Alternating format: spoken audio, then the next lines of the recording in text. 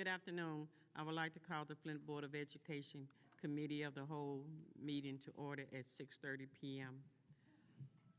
Board members, as I call your name, please reply present for the record.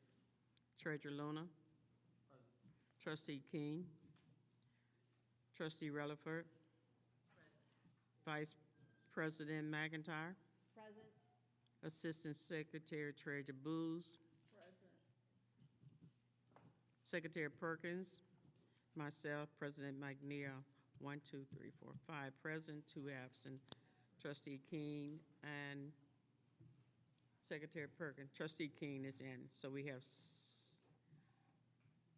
6 present, 1 absent. The board will now hear comments from the public.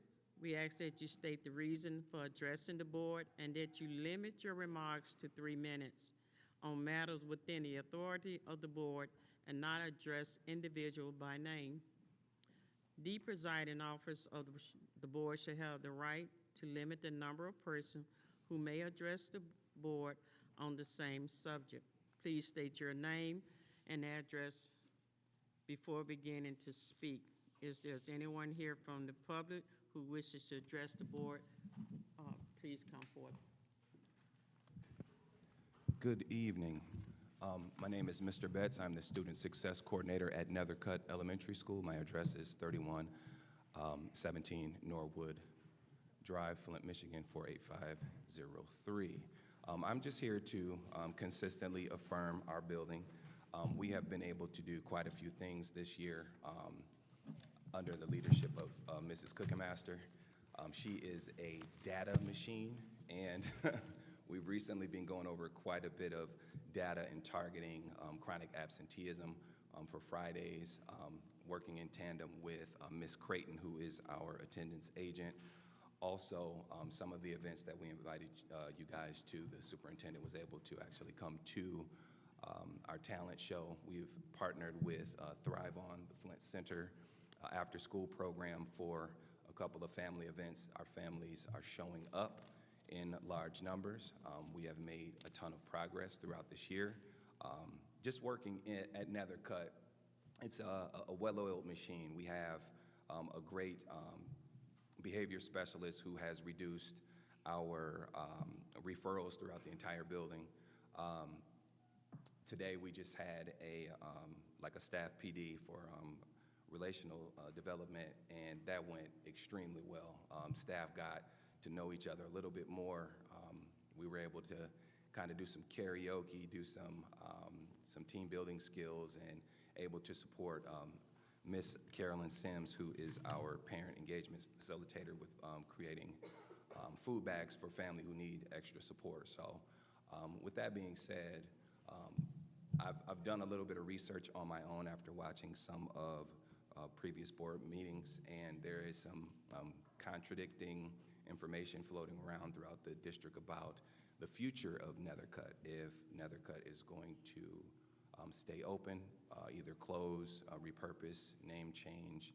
I did a little research about the humanizing mathematics. If somebody could address that a little bit throughout this board meeting, I greatly appreciate it. I think it would be appropriate for the public to know what is to come, possibly. I think it would be fair to all staff members to know what their future holds. I also believe that it's important for transparency, and if we could possibly get another date rescheduled for parents to know where our students would be phasing, where staff would be going, if not staying put. So my purpose here to speak is just to be consistent on affirming how great our staff is, how great our after-school team is, the progress that we've made. We have great one-on-one paras that work with students who have special needs. So again, my name is Mr. Betts, and that is my time. Thank you. Appreciate you. Thank you. Next. A little nerve-wracking, huh? I've done this before, but My name is Skylar Camp. I'm at 1616 West Atherton Road, Flint, Michigan. Good evening. I'm here today to address the board. I'm not a product of Flint schools, but all three of my children are. In 2004, my daughter attended Washington Elementary. I became close with many of the teachers and staff there. I was the walking school bus when we didn't have crossing guards. I spoke up before the board back at the Sarvis Center for the teachers to keep their jobs done. My daughter attended Southwestern Academy during the teacher shortage, as you guys know how that is. I watched the mass exodus of teachers, staff, and families leave this district, but I held on to hope. I own a home 3 blocks away from Nethercutt Elementary. My 2 boys have attended there since 2018. I'm the parent that you guys speak about. I'm the one who shows up. I support my children. I support my teachers. You guys may remember me from my speech problem with my son Deacon. I've been here to talk about the after school and how it impacted my children before. I was an AmeriCorps member who served in that school for 3 years. I was Parent of the Year in 2001 and last year, and now I work in the after school space. Currently, I see a functional building with a completely certified teaching staff. I've seen test scores rise from 3% proficiency now to 15% proficiency. It tops all other Flint Community School buildings, including your newly renovated ones. Every morning, I see about 160 students every morning greeted with smiles and positive words of encouragement, ready and eager to start each day to learn. Tonight, I come to you with questions. Is Nethercutt closing after the school year ends for our students? When are the parents and the residents in this area going to know what's happening? We're now in March. What's going to be done to keep these 160 families and scholars together and thriving? I've invested a lot in this district, but specifically in Nethercutt School. You talk about new buildings here and state-of-the-art things over there. But right in front of you is something that's really good and it's thriving without all these fancy bells and whistles. We need you guys to remember all of our existing students and scholars and families in front of you. The ones who stayed here and put into this district before all these fancy things. You guys need to do something about them and these families and talk to us before we all leave you guys. These people who are here for these buildings, are they going to be here when we stood for you when there wasn't? I fight for my kids. I fight for the kids of my Nethercutt. That's why I'm not just about the talk. I'm in the school doing what needs to be done for those students. I expect you guys to do the same as part of the board. Thank you. Thank you. Next.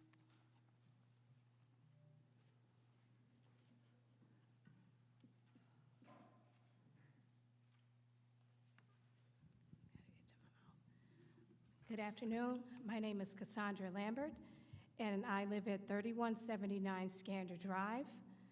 I am a success coach part-time for the Flint Center for Educational Excellence. I used to work at Potter School when I first hired in, and it was under Youth Quest for 4 years.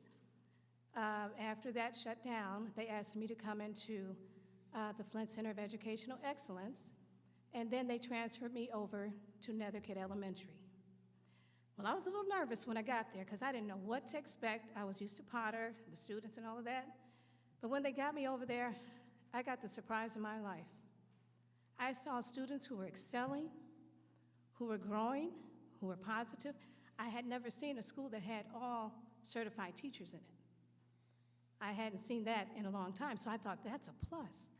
And then I got to meet the students because they started coming into after school. When they got there, I met students who were willing to, some who were very negative, had poor attitudes, but then when we got to them, we started working with them, growing to learn them, building relationship with them. And during that time, the children changed. They changed for the positive. I started seeing the teachers and getting to know them. And I like how we work together in various events, the Black History programs that we've done, the student, what was it, they had a talent show, and I think you were there. And the children did wonderful, but that was an incentive for our children. They have grown in so many levels. The increase of the enrollment in that school is a plus. But it's not just that. It's just that we work together wonderfully. I've grown to know the teachers. We built relationships. The children are comfortable. They're doing more with the children because of the relationships that we have built together. And not only that, when you see the increase in the children and the enrollment in the school, you don't want to go backwards with that. When you see positive growing and positive doing, you keep that moving. If you take it away, you lose students, because then they got to try to rebuild a relationship again, and some children don't like to do that. Sometimes they just want to go, okay, let's go to another school. I don't want to see another child go to a charter school. I need to see our public schools increase in number. So I think that we should work very hard on keeping schools that are thriving open like Nethercourt. I do. I believe in wholeheartedly. In this school, I see so many possibilities of growth with the children and those who are coming, because in just the past week or so, there's been other children that have enrolled in this school. And I think that's a blessing. Let the church say amen for that. But I do think that we should try even harder to work with our children in that school, because I see so many positive possibilities for this school to grow. We just need that offer and that chance to do it. Thank you for your time. Thank you.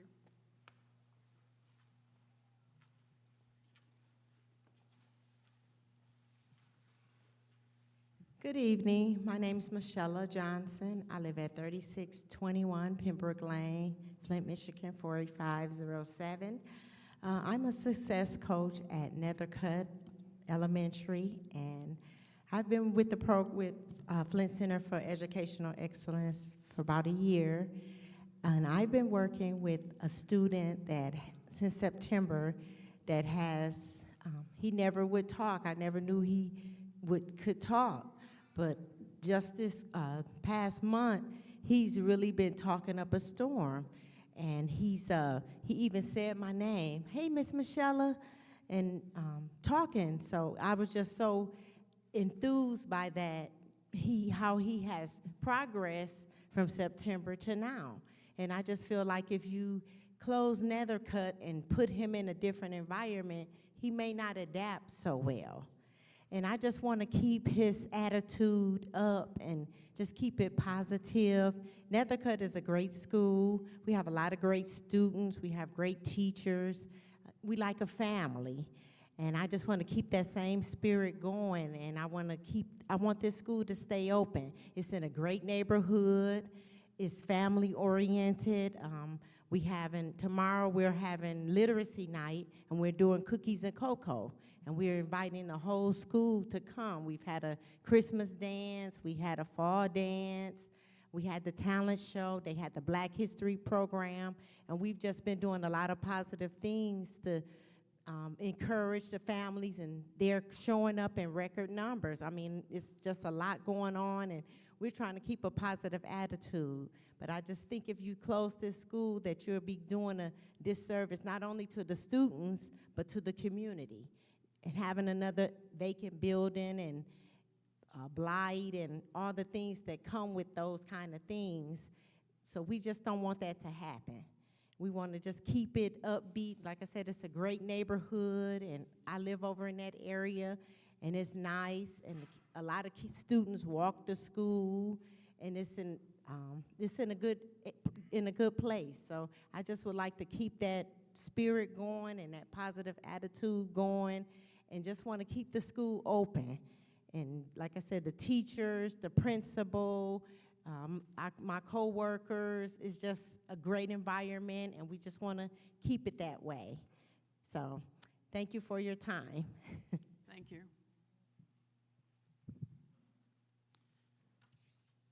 If there's anyone here from the public would like to speak, anyone else? Feel free.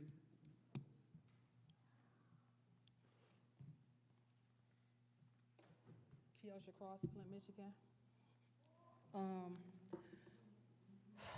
This district has trained us during our PDs to be accepting of different perspectives and being aware of our impact to others, and also assuming the best intentions. Examples that create a gracious working place that was not extended to me as an employee.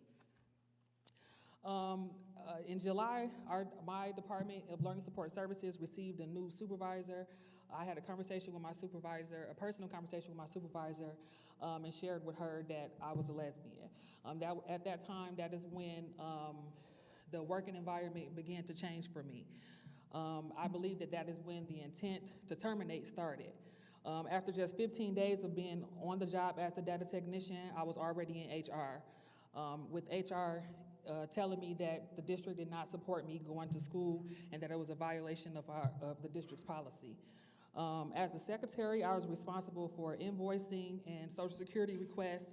I told my supervisor before I applied for the position of the data technician that I was not comfortable with applying for the position if I did not have support and making sure that those jobs were still completed by the secretary. She assured me that those things would be taken care of. I never received the support. As time progressed, I continued to receive harassment from my supervisor. I did not receive any support in regards to taking care of the invoices or the Social Security request. I had reached out to my supervisor, Kelly Fields. I also told Mr. Jones, as well as HR, that I was receiving this type of treatment and no one did anything. So for 7 months as an employee of the district, I reached out to the proper chains of command and no one ever said anything. I was terminated on February 4th, I sent the email to HR asking for a resolution as to what can happen about future situations for me that I was constantly getting harassed. I was terminated on February 14th, and the superintendent said I was terminated on the 14th and not allowed to transfer to the other position that I applied for. I was referred to as pollution by the superintendent, and invoices over $300,000 were placed into my employee file, as I am the only person that's responsible for it. However, I told the business director, Shannon DeCleese, in July and August that these invoices were piling up. I also mentioned that to HR. No one did anything. I am the only person that had to take responsibilities for these things, and was the only person that was terminated. Whereas we have been taught, or I guess trained, that it's one band, one sound. However, I'm the only band that went down for the entire thing. So after multiple attempts to say that this is what was going on, nobody ever did anything. I have paper evidence to support my story, and I'm just saying that I'm prepared to air my story out. I feel like I should be fairly compensated for my remainder amount of the salary that I have. I don't wish to do that. That's not the way that I would choose. I would really want to go, but yeah, that's it. Thank you very much. Anybody want? Thank you very much.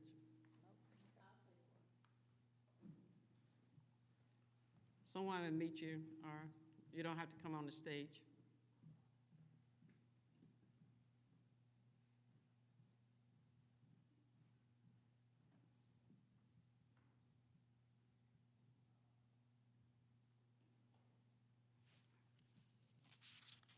Is there anyone else would like any public comment? Seeing none, at this time, we will have a presentation by the Flint Center for Education Excellence. Dr. Janelle Jamerson, please join us on the stage. Excuse me.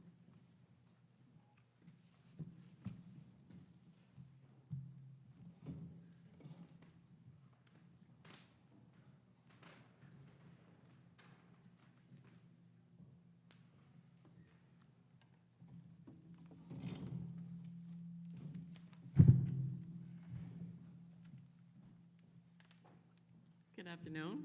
Good afternoon. How are you today? I'm doing well, thank you, and yourself? Okay. Wonderful. Stay with it, make sure that everything you need, and you can begin when you're comfortable.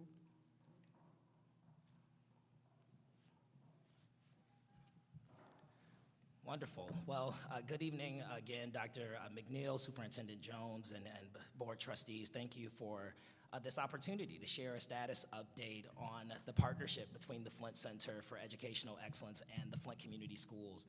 It's been 2 years, believe it or not, since we came together around a memorandum of understanding on how we would operate in partnership, specifically focused around community education and after school.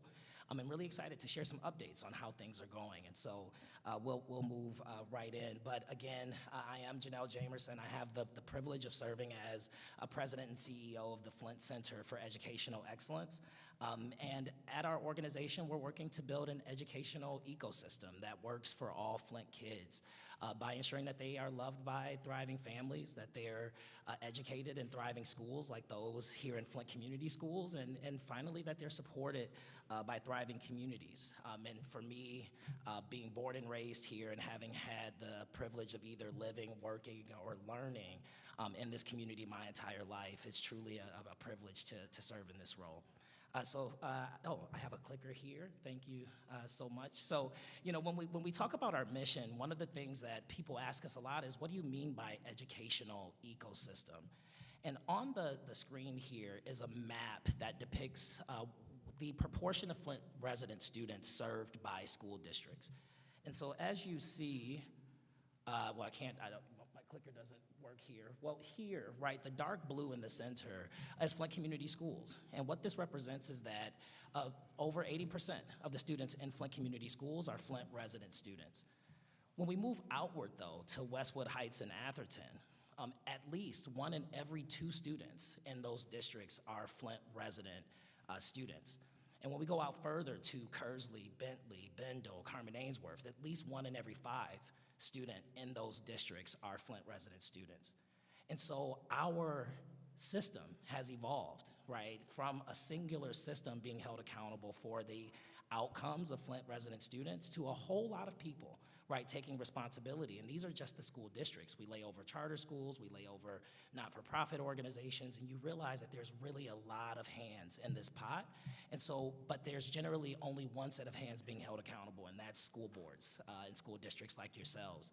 And so our work, when we talk about building an educational ecosystem, it's really about holding all stakeholders accountable for the outcome. And that's schools, that's families, that's communities, including organizations like ourselves. And so when we talk about that, we're talking about a cradle-to-career system of support that starts in early childhood education and continues through college graduation or into career or technical education. This begins for us with the Flint Early Childhood Collaborative, which is anchored by Educare Flint and Cummings Great Expectations Early Childhood Centers, but very proud to be in discussions with Superintendent Jones and Ms. Wilson about adding the newly developed Brownell Early Childhood Center to the Flint Early Childhood Collaborative as a demonstration model for how not only Flint, but other school districts can build pipelines from early childhood into their kindergarten programs. We also have the Network for School Excellence. This is where we're working directly with teachers, over 100 teachers, including those from DTM and Doyle Ryder, on innovating at the classroom level. How do we improve adult practice to change student outcomes? And we'll talk a bit about that a bit later. We offer community education and after school. These are very familiar initiatives to citizens in the city of Flint. They're very familiar to Flint Community Schools. And so being able to really keep what works of those initiatives, but leverage the opportunity that we have between all of these initiatives being connected. We also know that when we look at that map, right, in every space where a Flint kid is being served, there's a Flint parent who made the decision to enroll their child in that space. And we believe at the Flint Center that parents are experts in the education of their children, and we should be engaging them as equal partners. And so the Flint Parent Collaborative is our platform to do that. And then lastly, like I said, housing, transportation, healthcare, all have responsibility for Flint kids, and the Community Council gives us a platform to ensure that Superintendent Jones is joined with other superintendents in the community, but that they also have a space in place with foundation leaders and other key systems leaders as we're thinking about what else does it take other than strong schools, other than effective teachers, to ensure that Flint kids thrive. Here's a quick high-level overview of our partnership, just quick highlights. We serve all 10 Flint Community School sites. There are 52 full-time and part-time staff members dispersed between those Flint school sites, some of whom you heard from today at Nethercutt. 41 of them are full-time and 11 of them are part-time. Our direct programming costs for Thrive After School and community education is about $3.6 million per year. In addition to that, we do contribute $60,000 per year in cost sharing for a Flint Community Schools employee to support licensing administration, which is a requirement for after-school programs, so not wanting to transfer that administrative burden onto the district. And then we provided over 220 hours of technical assistance in kind to the district in the past school year. In terms of impact, we're reaching 2,100 of the 2,600 students here in the district through community education and after school. We've engaged over 870 parents, and over 20 teachers from Flint Community Schools are engaged in our initiatives. One of the biggest questions I get outside of what is an educational ecosystem is what's different about what's happening here. There's often a criticism that we picked up the same people from the same places and put them under a new organization, and they're just doing the same things. In some ways, I would say that that criticism is true. Our work was really anchored around two key questions. The first being, are we doing the right things? And the second being, are we doing those things right? And when we ask you all, when we ask families and teachers and community, they said early childhood education, community education, after school, that those are the right things. But when we talked to teachers, they felt disconnected from what was happening in out-of-school time space. When we talked to parents, they felt that they didn't have a voice in how those decisions were being made. And when we talked to community, frankly, they didn't see themselves as accountable for education data. And so the Community Council, Parent Collaborative, and the network are new initiatives. But in terms of what's different from what you see every day, what stayed the same is that we still have dedicated community education and after-school staff in every school, okay? What's different is that that's operated under a single organization. That means that we don't pay two different finance offices, two different HR offices, two different CEOs to facilitate or oversee these initiatives, which creates real efficiencies for how many resources are making it as close as possible to kids. Second, we continue to focus on academic enrichment and out-of-school time, and we focus on success mentoring and community education. The major difference is that all of those services at the school level are coordinated under the community school director. And so whereas a family may have had to connect with an after-school staff member to get into after school and then connect with the community school director to get community education services, there's a single point of contact now at the sites. We're still funded through a mix of grant resources from the C.S. Mott Foundation and the 21st Century Community Learning Centers grant. The major difference here is that the program is provided at no direct cost to Flint Community Schools, whereas previously Flint Schools provided somewhere around $300,000 a year in Title I funding for the facilitation of the initiative. And creating those efficiencies I referenced earlier, we were able to turn those resources back to individual school principals. There's an intentional focus on improving academic outcomes and attendance, but while that continues to be an intentional focus, we're intentionally partnering with principals and teachers to achieve those outcomes. And then finally, family and community engagement continue to be a key focus of community ed and after school, but we're really focusing in on parent-led partnerships. So not how do we engage them, but how do we really engage in deep partnership with one another to achieve outcomes. Just give you a few quick updates on our key initiatives. Success mentoring being the first one. A bit about success mentoring. It's a tier 2 intervention within your multi-tiered support system. So for students who have been identified as being in danger of becoming chronically absent, our staff at the Flint Center are notified that these students are not yet chronically absent, are becoming in danger, or have a threat of becoming chronically absent. And we pair them one-to-one with a Flint Center staff member or volunteer from the Flint Community School staff to meet with them during their lunch period twice per week for 20 minutes per session. And this intervention is called Success Mentoring. It's child-led, and so our staff don't prescribe the nature of the conversation. But 225 students from the district this year have been engaged in Success Mentoring. Again, Success Mentoring is an attendance intervention, and students identified are those who have attendance challenges. The chart on the bottom of the screen here shows our end-of-year Success Mentoring attendance rate. And what we see is that although students in success mentoring were identified because they were starting behind in attendance, by the end of the year, the success mentoring student attendance rate exceeded not only the district-wide attendance rate, but that of students who weren't served in success mentoring.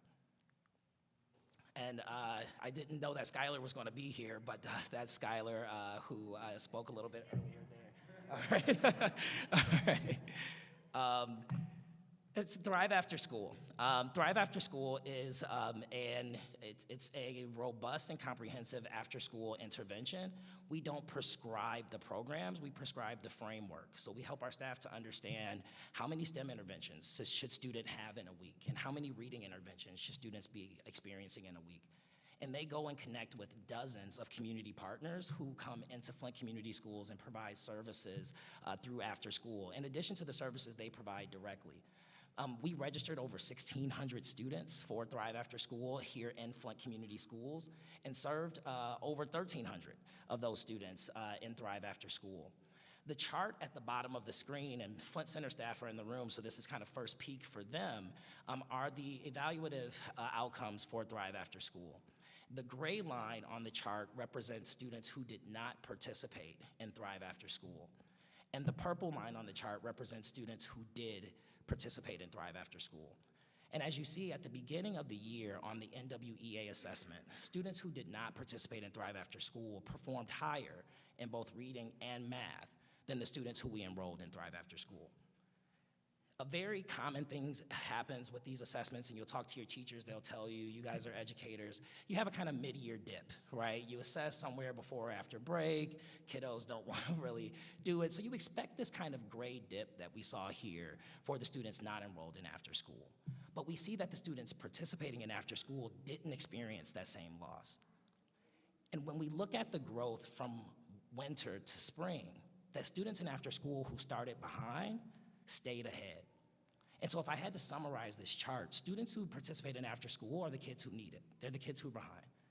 But participation in after school actually takes the kids from behind. It's one of the factors that's contributing to, in addition to strong teachers, in addition to strong families who love them every day, Thrive After School is contributing to students who start behind ending ahead, and we're really proud of that outcome. Finally is the Network for School Excellence. The Network for School Excellence is a network to improvement community. Again, this is teacher-led, and we're organized under one goal.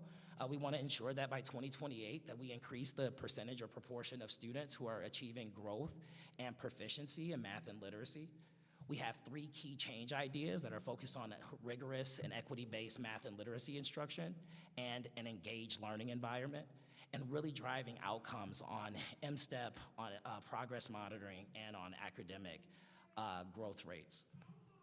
A bit of information about the Network for School Excellence. Overall, there are 164 teachers throughout Genesee County engaged in the network.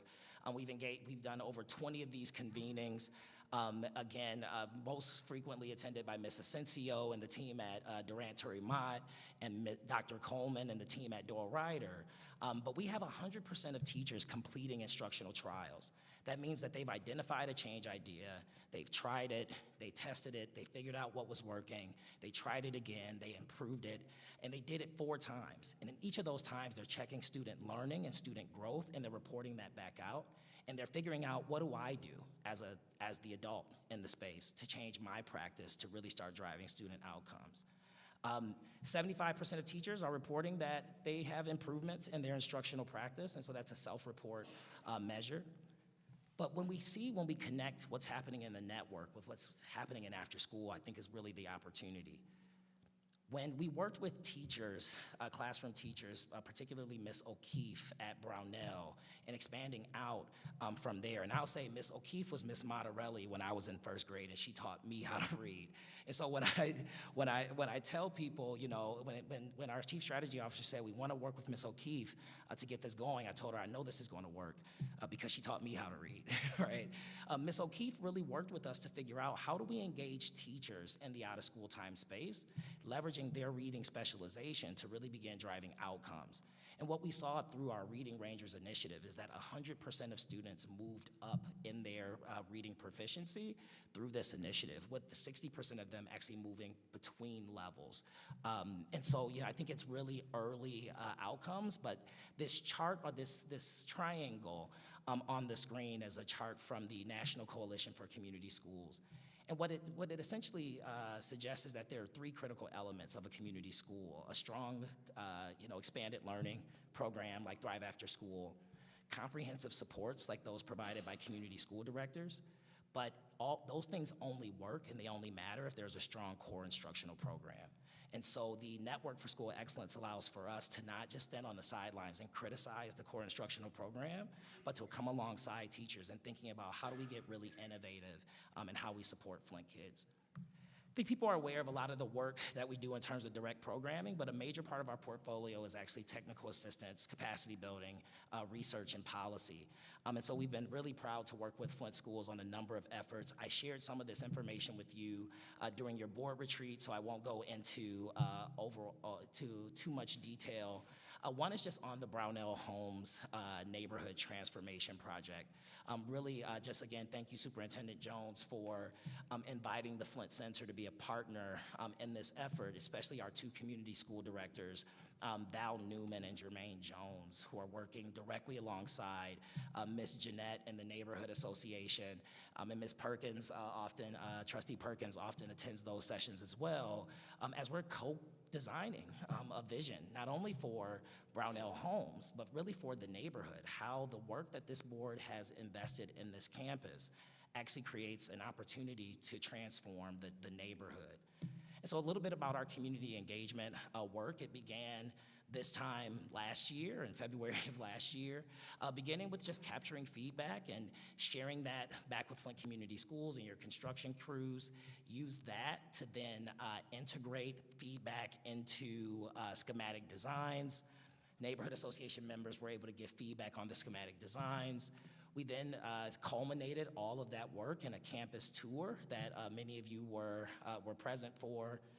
And we rolled right into the new year, starting with parents, students, staff, and community feedback on the operations of the Cube for the last couple of months. And with that, really beginning to understand how do people see this space working? How do teachers see this as an innovative space for them to expand their practice? As well as how do we create more opportunities for community to engage on campus without compromising the safety of either school where students are learning. We're now moving into biweekly meetings with stakeholders, including the Neighborhood Association, really focusing on the space between here and September. And so we're thinking about what are the actual programs, who's responsible for turning the lights on in the morning and turning them off at night. How is the Neighborhood Association going to help us raise awareness about this cube? And we're expecting, as you all know, construction to be complete near the end of the year, near the end of the third quarter, or second quarter. Third quarter. The last piece is just the School Consolidation and Infrastructure Fund. And this is related to the Flint Central project. Like I shared, a big part of our work is in the policy and advocacy space. I came to this role as Vice President of Policy and P20 Partnerships at the Community Foundation of Greater Flint, where a major part of my role was in direct lobbying and advocacy for education in Flint. I continue that passion for that work here at the Flint Center, but also the responsibility under our vision and mission. A big thing about the Consolidation Fund is that it was very vague and general about what the opportunity was. The state had a priority around consolidating schools. Flint, this board, had already made it very clear to the community that you saw a path through consolidation to a future for this district related to Flint Central High School. Your leadership, your public leadership on that issue made it easy for us to say to our legislators that this is an opportunity for Flint Community Schools. And so the big thing here is that these funds were managed by the Department of Treasury, not the Department of Education. And so it wasn't a phone call that Superintendent Jones could pick up and call Dr. Rice. The funds didn't lapse year over year, though, so that the more funds that were appropriated, the bigger the fund grew. And they required specific appropriations. And so Superintendent Jones, myself, but really a coalition led by Representative Neely and Senator Cherry, along with the School Aid Appropriations Chair and a number of other legislators, really came around how do we create a path for Flint Community Schools to really re-envision not only its consolidation plan that you've already laid out, but to actually get the resources to go forward with the high school. And really, we're appreciative of the C.S. Mott Foundation, who came to the table and said, if the state is willing to make a commitment to Flint Community Schools, we're willing to at least match that commitment. And I think for our school aid appropriations chairs, it answered the question of why Flint and not other places, is that no other place was coming to the table with partners like the Flint Center, like their entire legislative caucus and their philanthropic partner, saying this is not a Flint schools imperative, this is a Flint community imperative. I won't go through all of this information on the slide, but I've provided it for informational purposes in terms of our engagement on the School Infrastructure Consolidation Fund. Major things that are coming up is that our teams are continuing to engage with our legislative caucus in Lansing to keep Superintendent Jones up to date on the progress since the application was submitted. We were proud to support the development and submission of that application. We are anticipating an announcement in May. And so we're cautiously optimistic, and we'll continue to monitor that situation and stay in close communication with Superintendent Jones. So I do appreciate the time to share a bit more about the Flint Center, and we'll welcome any questions if there are any. Thank you very much. Board members, is there any comments or questions? Proceed. Yeah, I don't really have any questions. First off, I'm sorry for stepping out. I got a very important call. I couldn't. Understood. So my apologies. I took notes for my comments just so I make sure I'm intentional. But using that same word, I do appreciate that your organization is very intentional with our students and their life and their livelihood. So you talk about early childhood. You have the Network for Excellence that does a lot of the research and technical assistance. You have the community ed piece. You have that parent voice, and you have the Council on Education. So that's very important to me because it's a very holistic, whole child approach. I've talked to a few parents and students. They love their success coaches, their community school directors, their after-school staff, because not only do they work well for those students, but they work together with the kid, the parent, and their classroom teacher, which is very important to the child's future. Again, you mentioned that parent voice, even the parent voice who chooses other districts and schools, that's very important to me regardless because these still are Flint kids. Thank you a whole bunch for your partnership and advocacy on the new high school at Central. That's very important to us and this community. We talked about it for at least almost 15 years, so hopefully we cross that hill and get it done and get it started this year. And then finally, thanks again for putting Flint kids first. There's always space for improvements in the partnership, but with that being said, I don't think this partnership with the organization or having the advocacy where folks listen to us in Lansing when it comes to this new high school, when it comes to getting appropriations for some of your work, I don't think it would have been possible without the board showing some sort of stability and consistency, whether it be the superintendent getting the 5-year contract, or the board just not constantly fighting every meeting. That really, to me, creates the environment for growth and partnership and potential fun. So I want to say that for my colleagues in the community. And again, I want to reiterate, a lot of this programming, I think all of it, so correct me if I'm wrong, comes at no cost to our district budget. That's correct. And that's very important to me. This is a true partnership. The district has partners, and we have consultants and vendors. This is a true partner in every aspect. I want folks to know that.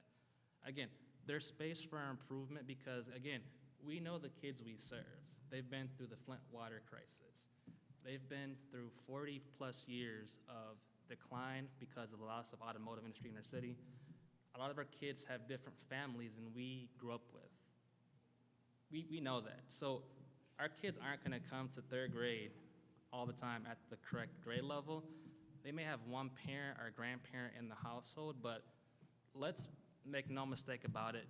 I will not criticize an org that does this to us for free in partnership for our kids. So those are my comments. Thank you. Trustee Relaford? Hi, Dr. Jamerson, how are you? Thank Doing you well. thank you for the presentation. I took heed to your two statements. What's different? Are we doing the right thing, and are we doing it right? Is that what you said? That's right. I like that. Do you all, the success coaches, are they in high school, or they just lower L? So they're in all Flint community schools. All Flint Community Schools? That's correct.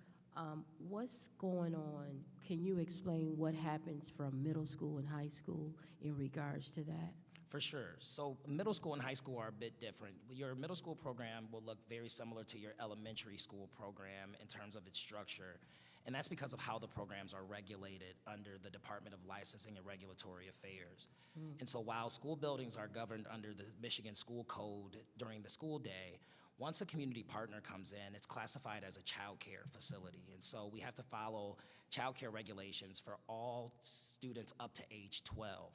You do have some middle school students who are 13, but the regulations require that if you have even one student in that age band, you have to follow the regulations for the whole student population. So your after-school program in middle school will look very similar, again, led by the community school director.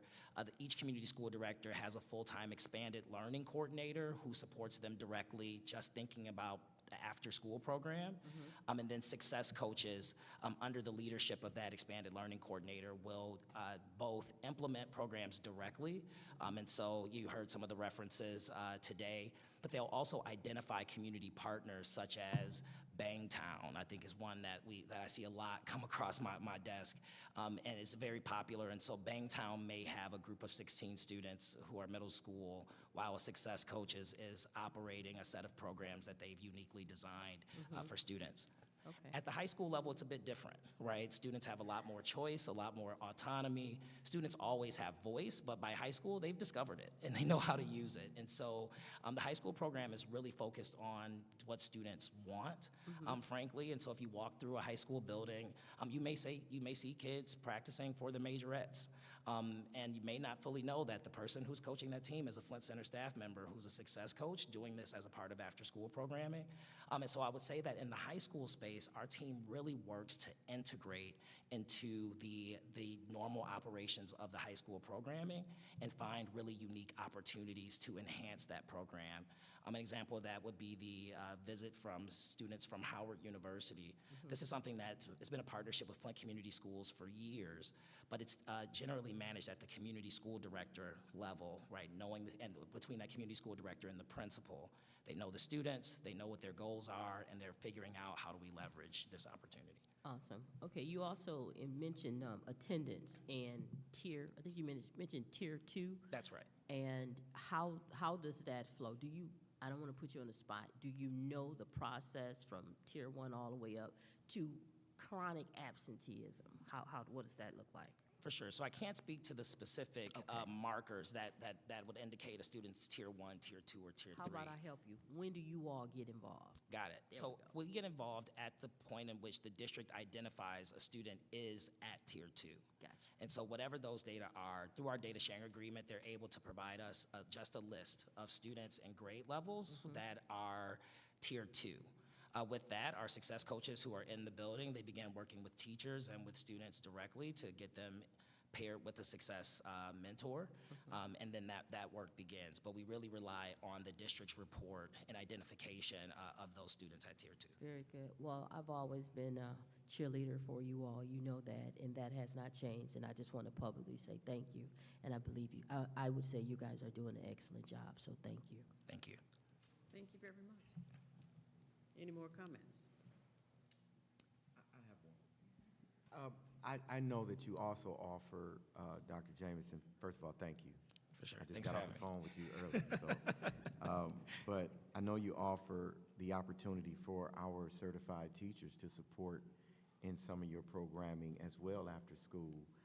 Can you just tell the board a little bit about that? Because it does add, an opportunity for teachers to participate in something extra after school at their, if that's what they want to do. It's not mandatory or anything like that, but you do offer the opportunity for teachers to be on board as well after school. For sure. In an ideal world, that's our sweet spot, right? Is where we have teachers who are specialists, or even when I talk about Farlon Randall from Bangtown, he's a specialist in what he does.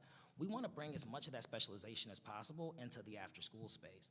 And so that example I gave with Miss O'Keefe, I think, is really the perfect kind of example, a teacher who was going to be thinking about her students reading anyway. And she was going to be after school hosting sessions with her kids anyway. And we're saying, hey, we have an opportunity that, one, we can compensate you for that time, but we can also benefit from the expertise that you bring to the space to not only drive outcomes for the student, but to help us bring discipline to the out-of-school time space that, frankly, people generally embrace as enrichment and for enrichment and for fun and for safety, but not necessarily for being able to contribute to academic outcomes. When we look at MSTEP, when we look at NWEA, we see that as our outcome as much as it is your outcome. And so having teachers who are willing to engage with us in the out-of-school time space only strengthens, I think, our ability to stand firm on that perspective. Thank you. Sure. More comments?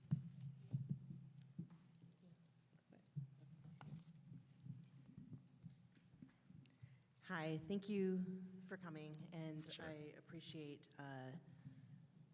your presentation and the time that you took. This is very thorough, and I think it's important for not only for the board to know, but for the community to know what you do. And so that being said, I wanted to just start out saying that I apologize if any of my statements, because it seems like a lot of what you were saying is directed specifically to me for some of the things that the comments that I made. And I want to say that those on the board who've been working with me know what my communication style is and are a little bit used to it. So I apologize if there was any miscommunication in what I said, and it just seems like there was some miscommunication. So I just wanted to reach out and say I appreciate it, and I did get your email. I had to deal with surgery and some stuff like that, so I haven't been able to reach out to you, but I would like to have a one-on-one so that we can further build this relationship, because I am very much appreciative of it. And as a public sociologist, I tend to approach things from a systems perspective and doing power analysis, and I come off as being very critical, but I want you to know that my criticism is constructive. And I think Superintendent Jones knows very well that it's meant with the spirit of love and moving forward. Like, I think we have the same, or if not exactly the same, then similar goals. So I just want to kind of reiterate that, because I can come off as a bit prickly. So it's not me criticizing. It's like saying, hey, here's this system that we're all subjected to. It's not like you're exempt. You're right. dealing with the same junk, for lack of a better word. If we were having a private conversation, I would be using more stronger language. We're getting it. We're getting hammered by the same influences, and we're fighting the same kind of demons, I think. So that being said, I was kind of talking about how things, I mean, I was only able to make statements that were very broad and general, and it was kind of using sweeping generalizations. So I was kind of conflating some of what had happened in the past with what is happening now, and hoping to keep moving forward to remedy, some of the things that have happened in the past. And you did mention going from CRIM and Youth Quest and actually eliminating the overhead of 2 organizations to 1, and not taking our title money, which is what I had been speaking to, but I guess I wasn't clear enough to say you're not doing it now. Yeah. It was meant to say that I feel if we hadn't put pressure on certain organizations and philanthropic organizations, that change might not have happened. I think we've shifted the culture. And I also want to thank you personally, because you are not the community foundation. You are not the Center for Education. You are your own man, and I appreciate your leadership and what you do. outside of these organizations. I mean, we're all individuals outside of the different roles that we play. So I see you, I recognize what you've been doing in the community. Like, you can be at the Community Foundation, you can be somewhere, you're still gonna be Dr. Jamerson doing what you do, okay? That's right. Flint kids thrive, always. Right, right, all of us do that, right? Yeah. So that being said, I'm glad that we've shifted this culture, and I wanna continue to do that. So yes, you're acting like partners. We've got people who are now acting like partners, whereas before, that was not happening. So we have the MDE. We've got certain things going in place legislatively. We've got, I mean, things have changed. They have shifted, but it's been hard work, and I don't think people see that hard work. And so you mentioned a couple of things about policy, advocacy. We're very appreciative of that because God knows we need all the help we can get. And now we've got even a further seismic shift in the political situation. So it's all hands on deck. I mean, not that it wasn't before. So I don't want to I don't want to keep going on and on, but I mean, these are things that are important because I also think it's important to say these things publicly. And that's still a criticism that I have with these public-private partnerships and the nonprofit organizations, as necessary as they are in this political structure. That's still my criticism. That is still my criticism. Ideally, I would like to see democracy at play.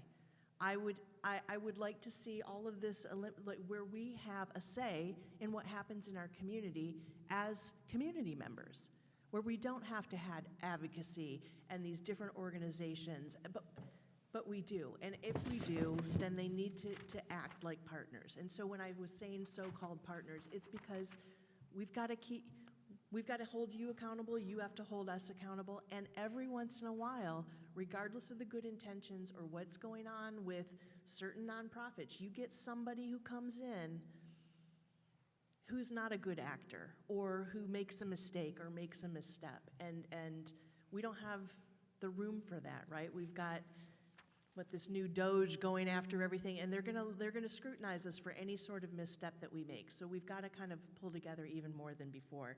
So I just wanted to emphasize, like I said, there's a lot that can be said, but I do want to emphasize not replacing the democratic process and the Open Meetings Act and true community participation with, just covering it up with nonprofit advocacy and that kind of stuff. And it's something that we're going to have to work on all the time. It's not a one-time fix. It's not a silver bullet. It's a process, right? So I just wanted to say that I see you as being a part of that process. I appreciate it. I want to know what to do to move forward, to keep that going. And that, yeah, we've been really working hard and trying to do all this coalition building. So I'm here for you if that sort of makes sense. And the last thing I just wanted to say is I'm worried about the cradle to career thing because that's something that the Mott Foundation that's theirs. That's their phrase, right?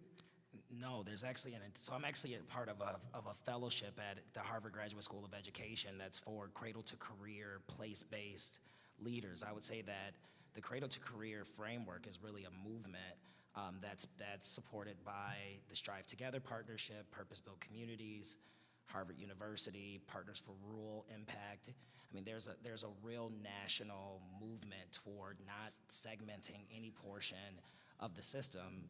Early childhood Okay, is, you do realize that C.S. Mott has that rhetoric like from 50 years ago, right?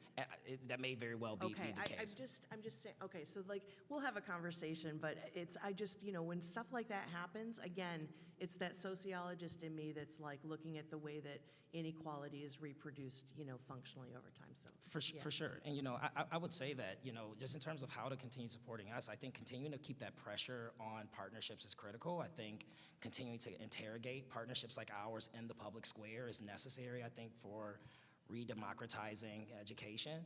I think things like our parent collaborative, right, where 80% of Flint resident families are in schools where they don't elect board members, right?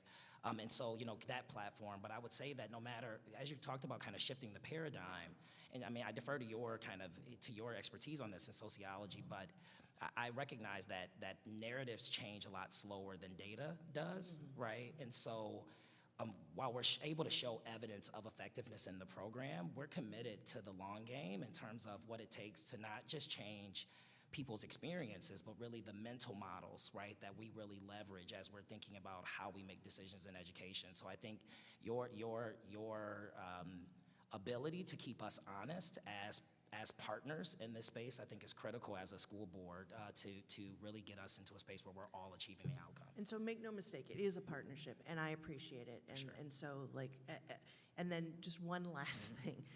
Do you think there's ever going to be a chance in this climate, in this society where we are now, to bring kind of the things that you're doing back in-house, back into the school district, so having community school directors be part of this? That way they're accountable to the public, to the voting public, to the democratic process, as opposed to the Board of Trustees on a foundation or a nonprofit organization. Absolutely, right? Nonprofit organizations are corporations, right? And so Absolutely, a private yes. corporation, they have to generate a return, right? And that Yeah. return is for an investor's dollars. For nonprofit corporations, our return is social impact, right? And so in the ideal scenario, every nonprofit will be working to put themselves out of a job. That the problem that But they we were don't. created to solve, well, this one does. So, and so, the problem that they were created to solve, that ultimately that problem is solved, and that work, that initial work, isn't needed anymore. I think that absolutely there's a future where every service that the Flint Center provides today is a service that Flint Community Schools could provide in the future, and frankly should provide in the future. And I think that there's a pathway toward that. I think sports as a place that I think that's a easy entry point for us to think about how do we re-systematize sports. I think even after-school programs in general, right? Is it necessary for the Flint Center to operate after-school programs at every site, or do we share in some capacity building to build capacity at a site level? So I'm very open to that conversation, and I think that's the necessary conversation if we're ever going to get to a place where this is an actual sustainable system.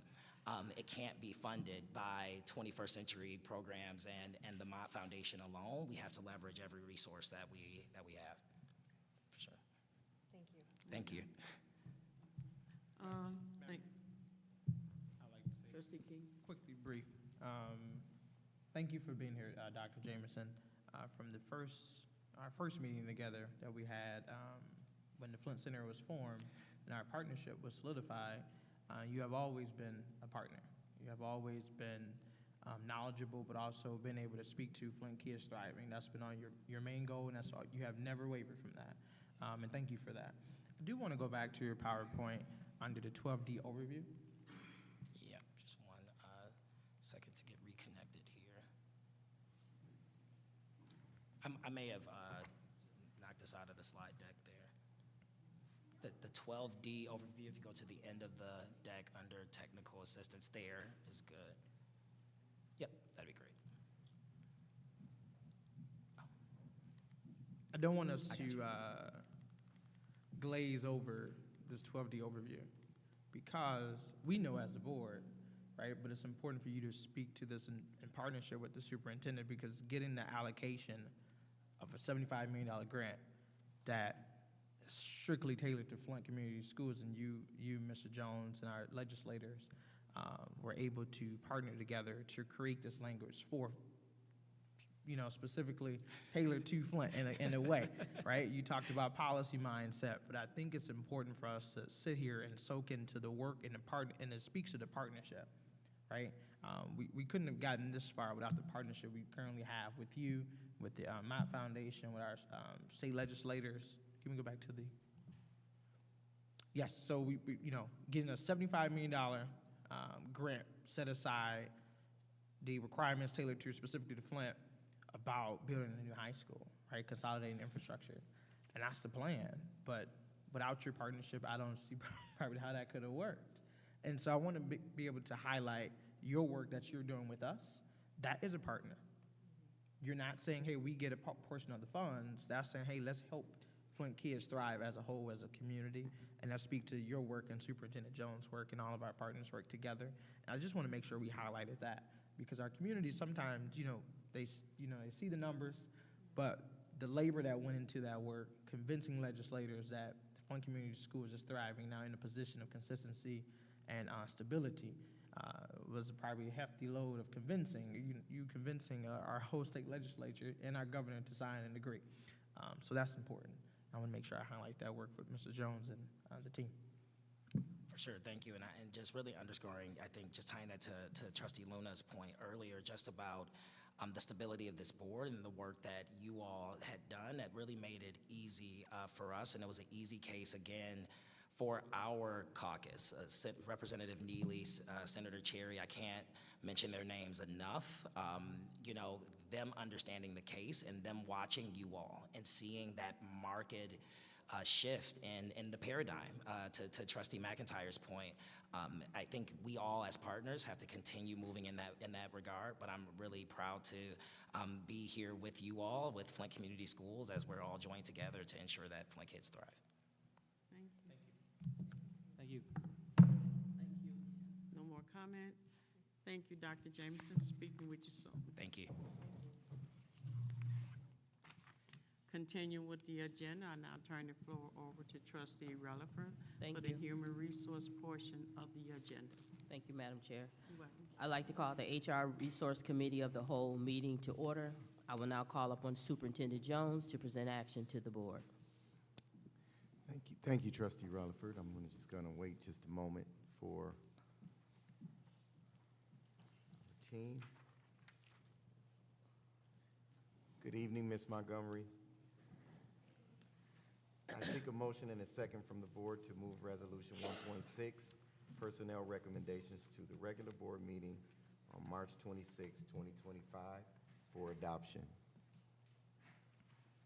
Madam Chair, Yes. I make a motion to move what's the item number? Item 1.6 to the regular board meeting.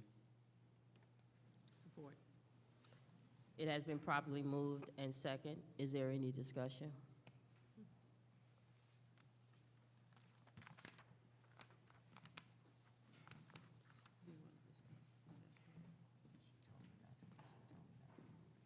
Any discussion?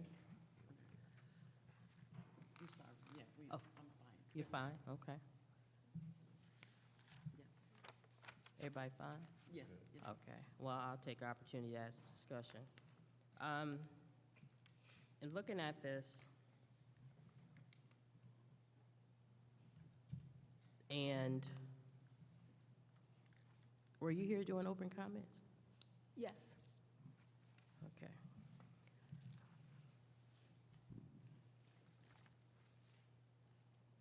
I guess as a board member and a chair, to receive documentation and for an individual to come in front of the world and have a conversation, I would think that's worth listening to. How say you? I agree. Okay. So with that, I guess would you recommend we go forward with it, or would you want us to listen to it, to be able to read this and what you have to say about it? We heard her side. So what you say? If the board collectively decides that they'd like to have additional discussion, that's fine with me. The board. I was trying to give you opportunity. Okay. Good answer. I have no. Mr. Booth, would you like to say something? You looked at me. No, not at this time. Okay, all right. Any further discussion? Seeing no further discussion, the motion to move Resolution 1.6, personnel recommendation, to the regular meeting for adoption will be conducted by a roll call vote. As I call your name, please say yes or no to approve this motion. Treasurer Luna? Yes. Secretary Perkins is absent. Trustee Booth? Yes. President McNeil, Yes. Vice President McIntyre, Yes. Trustee King, Yes. myself, no. It passes 1, 2, 3, 4, 5 yes, 1 absent, and 1 no. Mr. Jones? Yes, I seek a motion and a second from the board to move Resolution 1.7, Addendum to Establishment of NJROTC Unit to the regular board meeting on March 26, 2025 for adoption. Madam Chair, Yes, sir. I make a motion we approve the item. Support. It has been properly moved and supported. Is there any discussion? Madam Chair, Yes, sir. I have a couple questions for Ms. Montgomery. Help yourself. Could you just in layman's terms explain what the resolution says and the addendum? So really, it's, the purpose of the addendum, the last time something was brought was, I believe, in 2017. And so this allows us to continue the relationship that we have with the Navy Junior Reserve Officer Training Corps, the NJROTC, with Flint Community Schools. It outlines the agreement between the school district and the Department of the Navy, including requirements for accreditation, student eligibility, instructor hiring and certification, curriculum standards, uniform provisions, government-furnished property, financial responsibilities, audits, and termination procedures. It also details conditions for probation and disestablishment if the program standards are not met. Thank you. You're welcome. Vice President McIntyre. So when it says addendum, was anything changed from the previous MOA? No, it's still a continual of the original contract that we had. So it's the exact language from Yes. the original contract?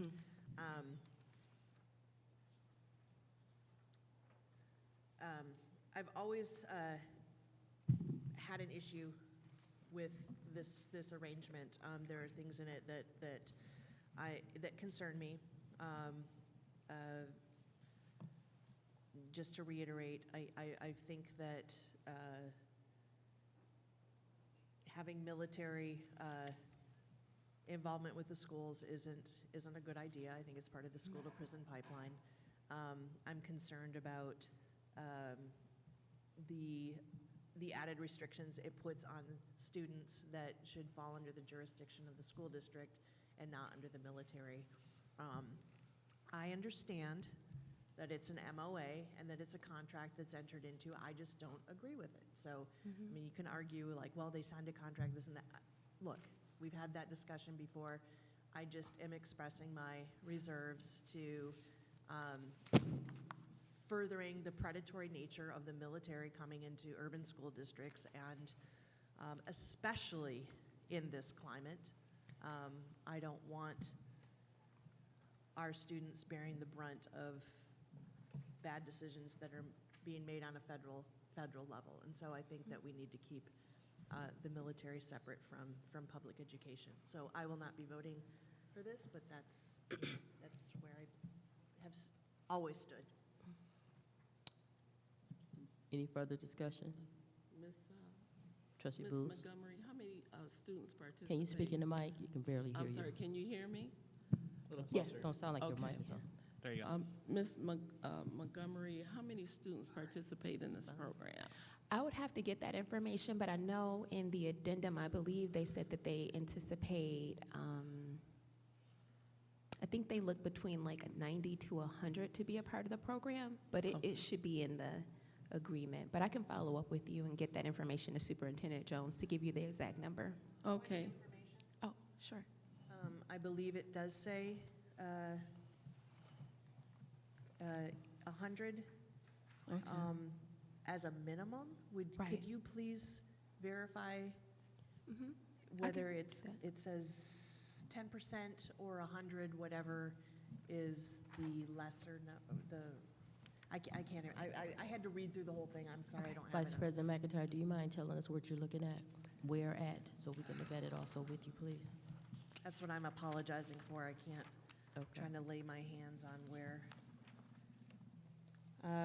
Page 11 of the MOA. It says, does it not say, because I have to ask this in the form of a question, Does it not say for a period of, no, it's a period of 10 years. I'm sorry. Does anyone else, can anyone else find it? Versus the 100 students or 10%? See if I can pull it up. Page 3. It's page 11 of the board packet, number 7, titled Minimum Number of Enrolled Thank you. Students. Okay. Thank you, Treasurer Luna. So, okay, so 10% of the host student population, or 100 students, whichever is less. So I can get that information over through Superintendent Jones to give you what the number would be.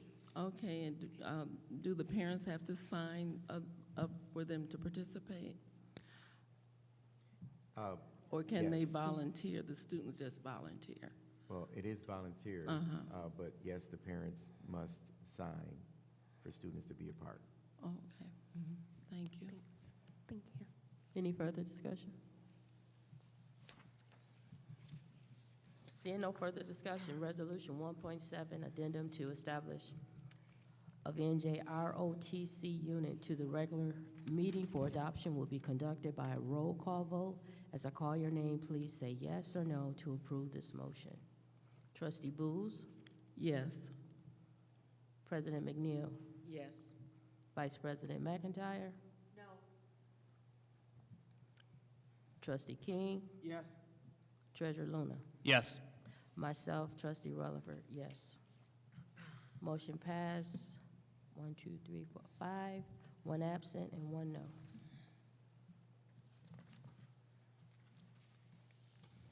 In your packet on page 15 is information item 2.3, retirements and resignations. Do any board members have any questions?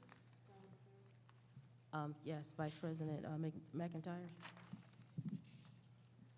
I know that we've discussed this previously, but we have 2 retirements, one employee for a career of 28 years and the other for a career of 29 years.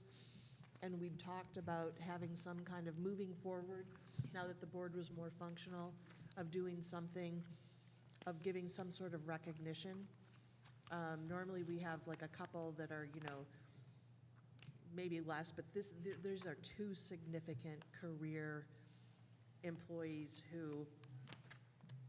teachers, who've dedicated almost 3 decades each to the school district. And we used to have some kind of a plaque or a ceremony. Would anybody be interested in, making a motion of doing something to recognize these teachers? I personally want to thank both of them. That'd be good. So, Madam Chair, I make a motion that we, from this date forward, moving forward, for any employee who is retiring from the district to have some sort of acknowledgement at the next scheduled meeting. So for example, this would be not next week, because we're gonna, on the 26th, so that we have time to, they can come to the meeting, bring friends and family, or whatever it is that needs to be done, but that we start doing that again as a district. Support. Can you clarify that?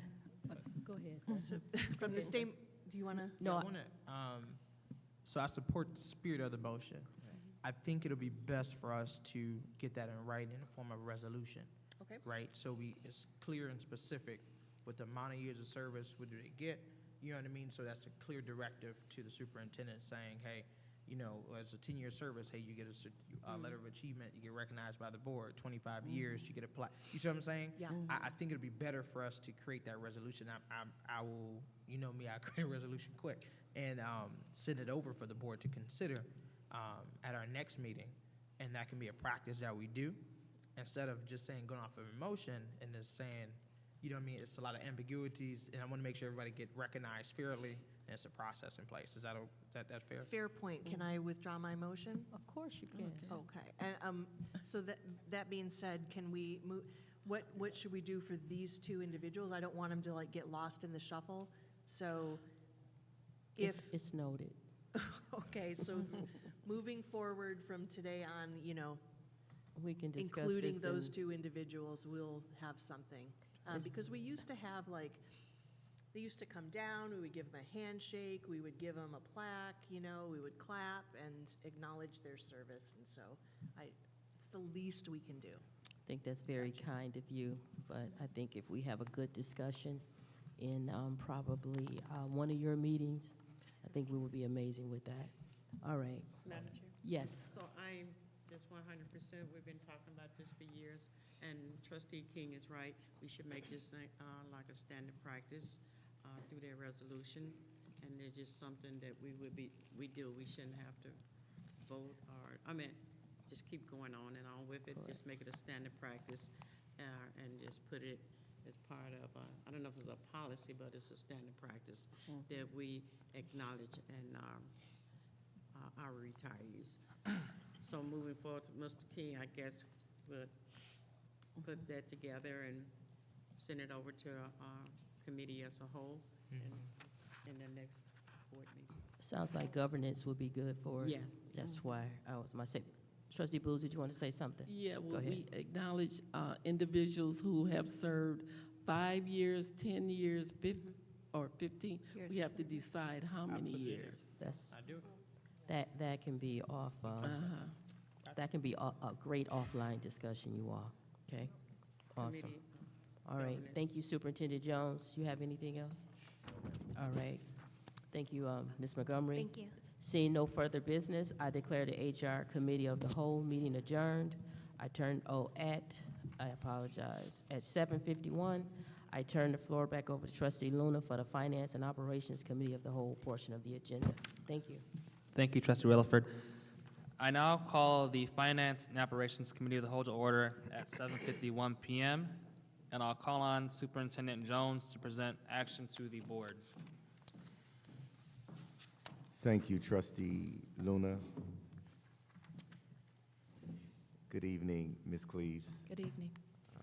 I seek a motion and second from the board to move Resolution 11.3, authorization to purchase boiler system equipment, to the regular board meeting on March 26, 2025 for adoption. So moved. All right, it's been properly moved. Is there a second? Support. All right, it's been moved by Vice President McIntyre and supported by President McNeil. Is there any discussion on the item? Mr. Chair, Trustee Rutherford, go ahead. how many boilers are we going to buy? Boiler systems, is this the end of the road? Is that a question for Ms. Cleaves? Anybody? Hi, Ms. Cleaves, how are you? Good. So my understanding, this is a necessary component for the steam boiler system that we currently have. Okay. I'm satisfied then. Is there Thank any, you got it? Is there any more discussion? All right, seeing no further discussion, the motion to move Resolution 11.3 to the regular meeting for adoption will be conducted by a roll call vote. As I call your name, please say yes or no to approve this motion. Trustee Rutherford, Yes. Trustee King, Yes. Vice President McIntyre, Yes. President McNeil, Yes. Secretary Perkins is absent, Trustee Booth, Yes. and myself, Treasurer Luna, yes. The motion passes 6-0 with one being absent. All right. I seek a motion and a second from the board to move Resolution 11.4 to purchase boiler pumps to the regular board meeting on March 26, 2025 for adoption. So moved. Support. All right. The motion has been moved by Vice President McIntyre, and I believe I saw Trustee Booth say it first, so it's been Yes, supported no by problem. Trustee Booth. Okay. Is there any discussion? All right, seeing none, I will conduct a roll call to move Resolution 11.4 to the regular meeting for adoption. I'll conduct this roll call by a voice vote, I will conduct it by a roll call vote. As I call your name, please say yes or no to approve the motion. Trustee Rutherford, Yes. Trustee King, Yes. Vice President McIntyre, Yes. President McNeil, Yes. Trustee Booth, Yes. Secretary Perkins is absent, and myself, yes. The motion passes 6-0. I seek a motion and a second from the board to move Resolution 11.5, authorization to purchase food service vehicles, to the regular board meeting on March 26th, 2025 for adoption. Is- Support. Okay, the motion has been moved by Vice President McIntyre and supported by President McNeil. Is there any discussion? Mr. Chair. Trustee I Williford. think, did you? I think you were first. Go ahead, Mr. I'm sorry, I didn't see that. So Vice President McIntyre, then Trustee Williford. Yes, so of course, this isn't coming from the general fund, it's coming from the food service fund balance. How are we doing with that? Because isn't there a certain amount of money that we have to spend? Yes, And- yep. Okay, so what's I'm not up to date, I guess. I know that we've got to spend a certain amount, and we always are looking for how to, I don't want to call it capital improvements, but like what's the best bang for our buck in terms of food service, you know, to serve our scholars, obviously, but it looks, this sounds, 2 box trucks with lift gates, that sounds pretty serious, pretty heavy duty, so it sounds, yeah, if you can maybe give us a little bit of background without, yeah. Sure. So we have an excess food service fund balance, and it started off at $1 million. So, you know, I've been bringing to the board equipment to, what happens with MDE, we have to submit a spend down plan. So we have this excess fund balance in our food service account, and we have to put together a plan of how we're going to spend it. So part of that plan was for 2 vehicles to be purchased.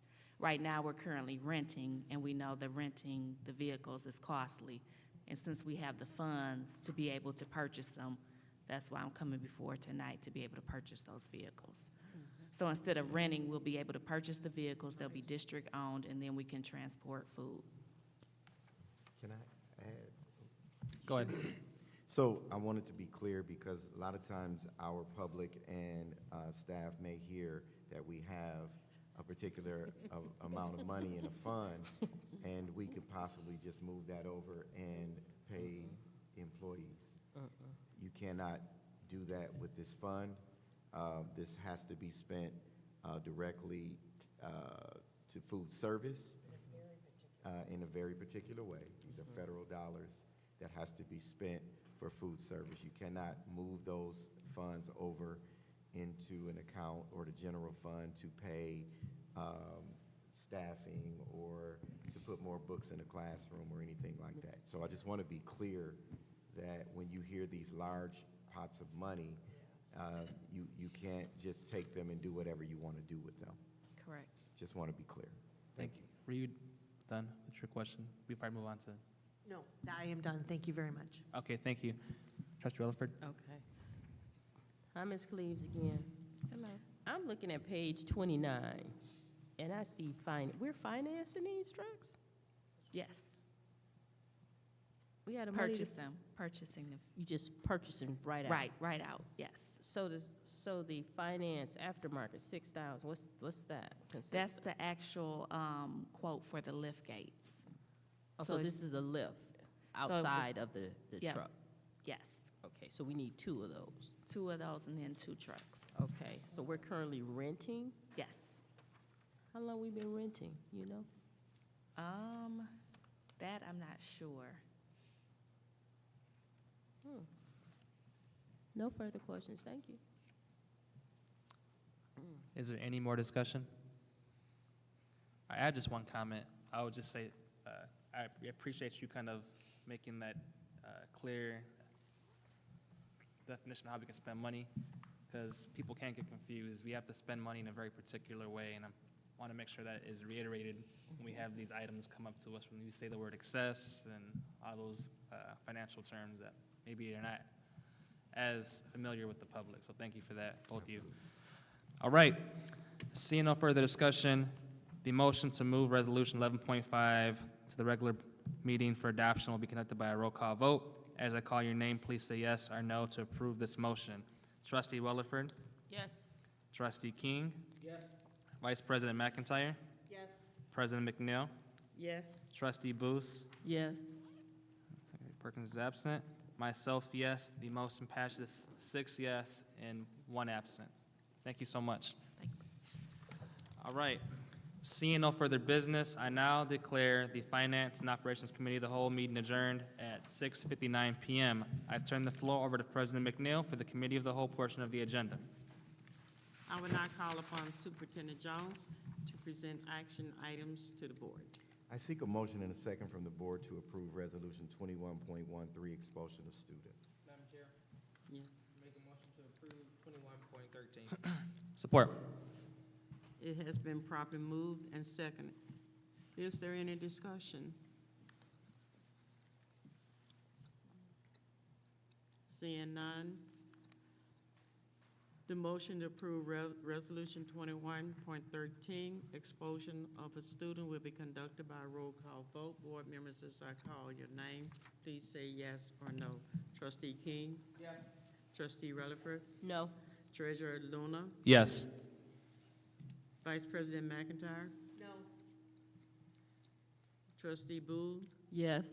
Secretary Perkins is absent, and myself is a yes. Wait a minute, 1.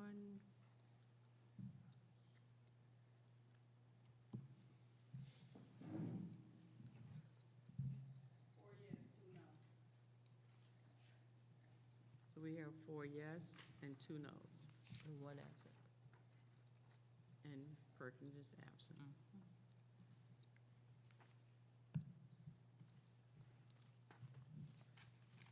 Board members, in your package on page 35 is item 22.3, vacant property policy. Do any board member have any comments? Madam Chair, Yes. I have a few comments. So we went over this draft last, was it Thursday or Wednesday? Can't remember It what. was last Thursday in the Governance Committee of the whole meeting. And I'll be frank, I went in a bit apprehensive, but after seeing the discussion and the revisions that we suggested and then reading the revised proposed draft policy, I was really encouraged because it reflected the majority of, really everyone who was there, the board, and how they wanted to see this policy be revised and improved. So we talked about stewardship, being very intentional with that word because we are stewards of this property that the public elected us to oversee, over 400 acres plus of it. We talked about repurposing the property, where that be through lease, sale, or even, transforming it into a new public purpose like a park or something of the sort. We talked about advancing public education and really being intentional about community equity in the decision process. We revised language that seemed a bit corporate, like disposition, and removed that and replaced it with more intentional language. The policy, if you read it, it's very clean and cut, it's clear, and it's flexible. It talks about lease and sale. I know Trustee Rutherford was very clear about making it more democratic, so we talked about, for example, if we were to lease a property, it would be a simple majority vote. However, if it was the sale of a property, it would require a 3/5 vote, which I think was a good addition to make it really the democratic process. And we talked about just partnership, not just with the board and the superintendent, but with the community about its future use. As we know, there's a lot of need in our community when it comes to housing, whether it be for homelessness, affordable, or even folks who want to buy their own. We talk about the need to really make sure that this district is sustainable. So I know there's needs for things like solar power, electric vehicle power, et cetera. We talk about having decent parks for our kids, but I think one of the biggest things that for me, when you talk about partnership and forward thinking is, I personally am tired about talking about vacant property because we're in the business of educating children so that they can be successful in college, life beyond, skilled trades, you name it. And if we have a policy in place, it really makes this very monumental task of deciding what to do with these blighted properties over 20, 30 years all that more manageable. So I think this is a good compromise and a good step forward, and I really do appreciate my colleagues for really putting their input into it and really going line by line to improve it. And also, again, to Trustee King for taking the leadership to draft it, and for Trustee Relaford and McIntyre for really giving some strong input last week. Thank you. Madam Chair? Oh, go ahead. Proceed. I speak last. Go ahead. Yes, I also want to echo what my colleague, Trustee Luna, said about the collaboration effort, right? I was able to introduce a policy draft. We was able to talk about it and compromise together. The way we compromised at that table left me hopeful, as how we go through a lot of, changes, but at the end of the day, it was a good compromise at the table with the language, seeing that, even, my original policy draft I came up with, I was like, thought it was good, but then hearing my colleagues, talk about some different languages and looking at a different perspective, it allowed me to see, yeah, this is good. This is good. This really was, I think it's a reflection of what our community deserve, but also a testament to a long time coming. We haven't had a vacant property policy. To my knowledge, we don't have it. But this board was able to create that. We see a need in our community to address the blight in our environment. And this is the board taking a proactive step to address certain things. But colleagues, I just want to commend us as a whole. Us at the table to compromise as a whole and get things done. Thanks. Trustee McIntyre. Yeah, I reiterate, and I too am glad and grateful for the process. I did have hope, though, that once we put some of our differences aside, that we could enter into a dialogue, because I know that at heart we, ultimately have shared goals. So I'm really glad we could do this.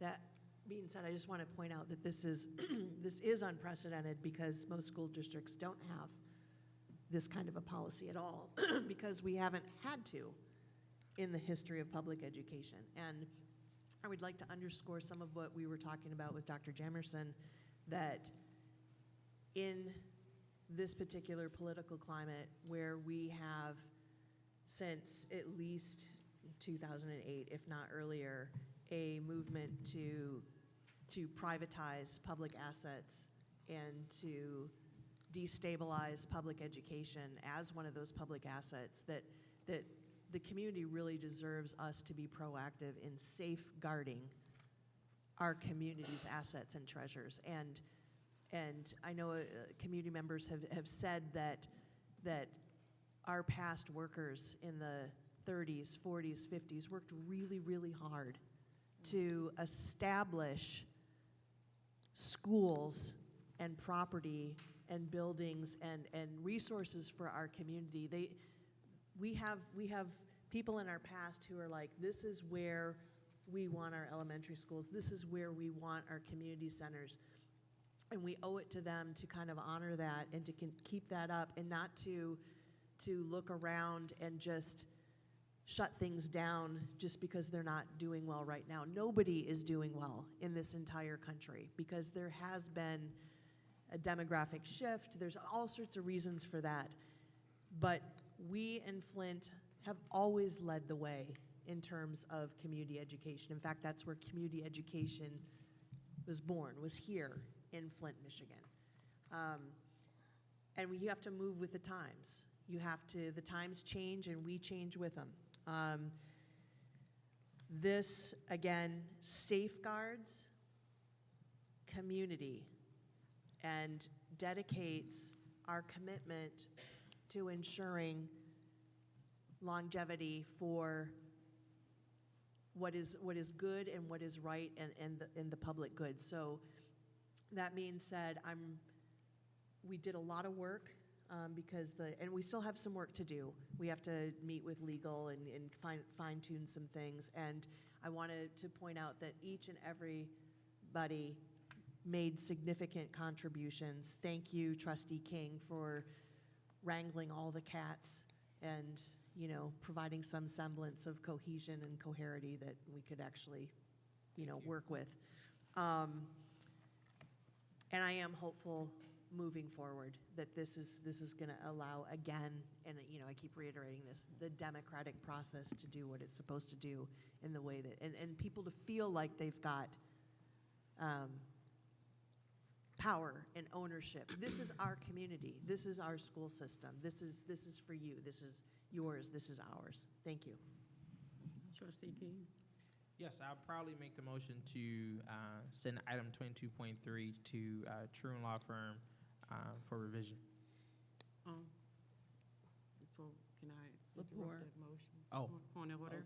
Okay. I had my hand up. Oh, I thought you saw me, I'm sorry. No, I was doing a I point of withdraw. order to his, Oh, to retract that motion, because no, with a policy, it automatic, we did read one, we automatic sent it to Troom. Anyway, we didn't need a motion, but it's the process, so we didn't need a motion for that. We sent it up to the attorney, Troom, and he goes over it, then we come back, and then we go in what the read to, and then we vote it in. And that, but then we'll need Neola, I think we should have Wayne to look at it as well, to where we put this in at. So I don't think we need a motion. Yeah, we had, this is kind of like a workshop with Wayne. I thought we were sending it to True. Troom is gonna look at it. Oh, you already got it? Yeah, see, Troom looks over it, the legality of it, everything, and then we'll get in touch with Wayne and take it to the next step. Oh, I thought we were, I digress 1 second. Make sure I process, sorry. Go ahead. thank you. Madam Chair, if you don't mind. Trustee Rutherford, yes. I just want to say we all kept the main thing, and we were able to come together. Yes, We all agree that this is a live document, that we can always add any additions or deletions as the board deem appropriate. I think it's an excellent start. It's definitely within the regulations and laws and of grants and, you know, federal, local, and government. So I think it's an excellent piece of collaboration between this board, and I just publicly want to say I'm proud of us in public. So I just wanted to say that. thank you very much. Mr. Jones? I'd just like to stamp that, Trustee Rutherford, that the board was able to come up with this policy. It really helps the administration to move forward with direction. It gives us clear direction on how to handle those that may come to say, hey, I want to buy Stewart, or I want to buy Merle, right? It gives us clear direction on how to bring things to you. So I just like to give the board an affirmation for getting this work done as a board. And this work was done by the board for the people, so I appreciate that. Thank you. Any more comments? Just one quick comment. I just want to reiterate that one common consensus the board said, it wasn't even really a debate, is that when it comes to any approval or process, the board is a final decision, and that was very intentional and clear in how the policy was written. So I just wanted to put that out there as well. But yeah, I'm looking forward, so just for my own education, so I can hear you correctly, Dr. McNeil, or President McNeil. So this is currently in Troon's hands. Is there a potential for us to do the second reading at the regular board meeting? Yes, when they sends it back, it is in a policy format. Everything is checked out, and then we can do the second reading in public. Okay, thank you. Oh, thank you, Dylan. That was my question, Okay. too. Because I remember us saying something about a second reading. I Okay. think simultaneous, I didn't ask for the floor. Can I have the floor, Dr. Joyce? Wait a minute, so much going on. Yep. Okay, let me clear something. She Yep. asked for that, what you saying about the first reading? So where's the first, there isn't a first reading? This is the first reading. No, because we have to have it cleared. So we had the discussion, sir. If I, So it's going to noticed come back too. with the language. We've got to have the language cleared, and then there'll be a first reading, because I have a feeling that right now, okay, here's my understanding, I'm sorry. There's a section about We need to, what we needed to ascertain was that part of under the two-thirds majority vote. We needed to make sure, like, what that language would be, like specifically, It's in there. Point of information. yeah. So to help answer your question, just seeing the comments that the law firm does, they clarify those points for us to make sure they align with state and federal law and policy. So for example, when the board had the two versions, they did that for us. So theoretically, both versions could have been a policy based upon their comments, from my understanding. Thank you, okay, thank you, I was mistaken. Okay, Yep. so what, the way policies are written, we started out with a draft. We did a draft. And that draft came back the way that you sent it to us. That was a draft. It was not like a reading, because then we have to send it up. We'll send it to Trump. And whatever he does with it, update, I might say this is a perfect draft, perfect. Then we come back approved by him. Then you do your read one. That meant that we just going through it, making sure that everything is what we're saying after he revised or whatever, if they do it. That's your read one. Because first we started out with absolutely none, just a draft. And then we put all of this together. Now we sends it up to the attorney for them to read this and put it in a policy format, however they did. That's what they did before. Then it comes back and we'll do a read one. That's just when I say that to be on point, that's when I would call Wayne and go through the read one. And we do the read one. And then the next board meeting we can have, which is the 26th.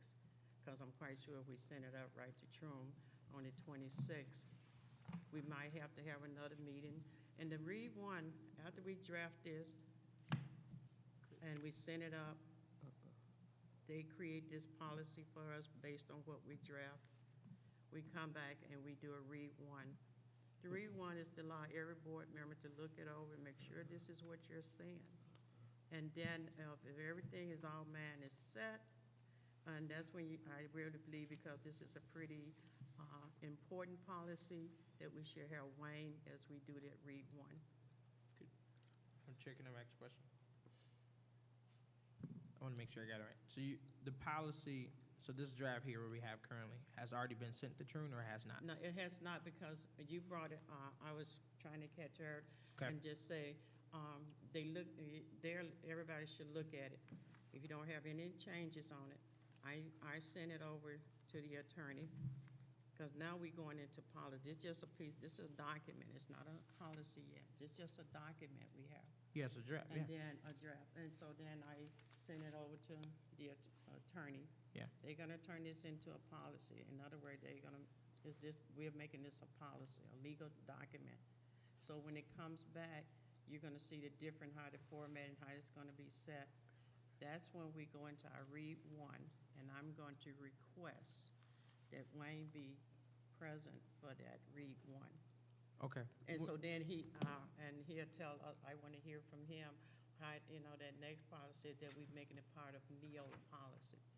This will be a part of your Neola policy. I want to Gotcha. make sure I understand that this be a part of your Neola policy, because now it's a policy. So if you and I never hear or somewhere else, it would be a legal policy under Neola.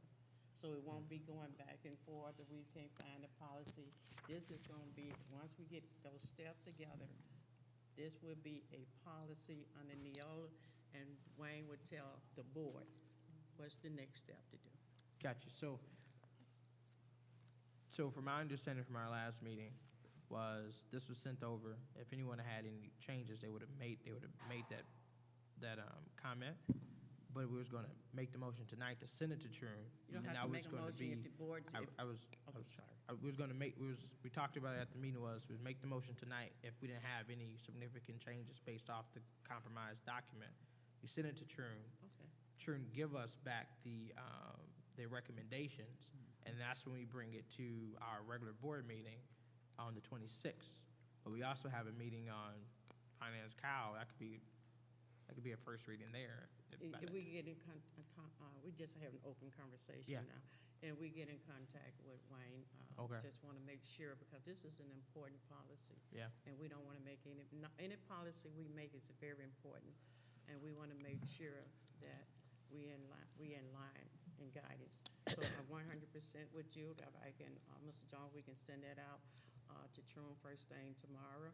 And if it's ready, when we have your finance, that's Yeah. fine with me. If you get it back, then Mr. Jones, you can have Pam to contact Wayne and see can he schedule a meeting with us. Should we make the motion to send it to Do True? we think we need a motion, or you? I think it'd be a public declaration that we send it over, don't you think? To my colleague? Well, I never made a motion to it. We I have just a sent it, comment but before we If do you that. feel comfortable with the motion, is the board clear? Is the board privileged? Yeah. Madam Chair, Yes. I just want to reflect back on our meeting. The document formatting is just formatting. There's no legality when it relates to formatting. The legality is the content. And if my memory serves me well, we saw what went to Troom that was in red, from my understanding, what Troom deemed what Troom said no to. We were able to look at both documents, the one sent and the one that Troom went through. And from my understanding, I believe Trustee King, you made all the changes that Troom had suggested. And that document was presented to us. I'm not sure if Vice President McIntyre did the same thing, but however, we were able to see the redlining of her document and what Troom deemed significant. So once we all had our input, we all agreed, once we make these changes, we read these changes, we all approve it, then it goes to Troom for a final look over, and then we approve it. Now, I'm not sure where this second and third reading came into play. So this is my reasoning. That was my understanding when we walked out of that meeting, because we were all proud. Or did I miss something? So, once again, we're talking about a very important policy. We worked on a draft, going back and forth. He sent it out and gave, anybody made any changes. It appeared that there's not any changes on it. That document is to go back to Troom. That document would go back to Troom. And he, If I may, in order to, there's, because second and third readings are what you have to do for policy. No, you don't. In order to adopt a policy formally, legally, according to the rules, that's what, you're supposed to have readings that are done in public, so that there's a time frame that you can give the public enough time to make comments, submit statements, or whatever. And because we have Neola policies, this is how we got in trouble last time, adopting a whole bunch of Flint Board of Education policies that were contradictory to Neola. So this is just how school boards are required by law to adopt policy. Okay. and Yes, sir. can I finish my statement? Yep. So I don't Please think make it's the hurting us nothing, if we're so sincere about this here, send it to Troom, and it comes back, and when it comes back, I suggest that we have Neola. I got Wayne on that particular date, and he looks, we go through it, and then on your 26th meeting, you're making it a policy now. Your second read, the public knows, and we vote on it, it's an official policy, and we send it back to Neola, and they add it to the Neola policy. Okay. All right, Madam Chair? Yes. All right, I make the motion to send item 22.3 to True Law Forum for review. Support. Support. It's been properly moved and supported. Is there any more comments? I think we had all our comments. It's conducted by roll call vote. Trustee Booth, Yes. Trustee Relaford, Yes. Trustee King, Yes. Treasurer Luna, Yes. Vice President McIntyre, Yes. and myself, yes. One absent, 6 yes. That motion passed. Yay, Thank Carl. you very much.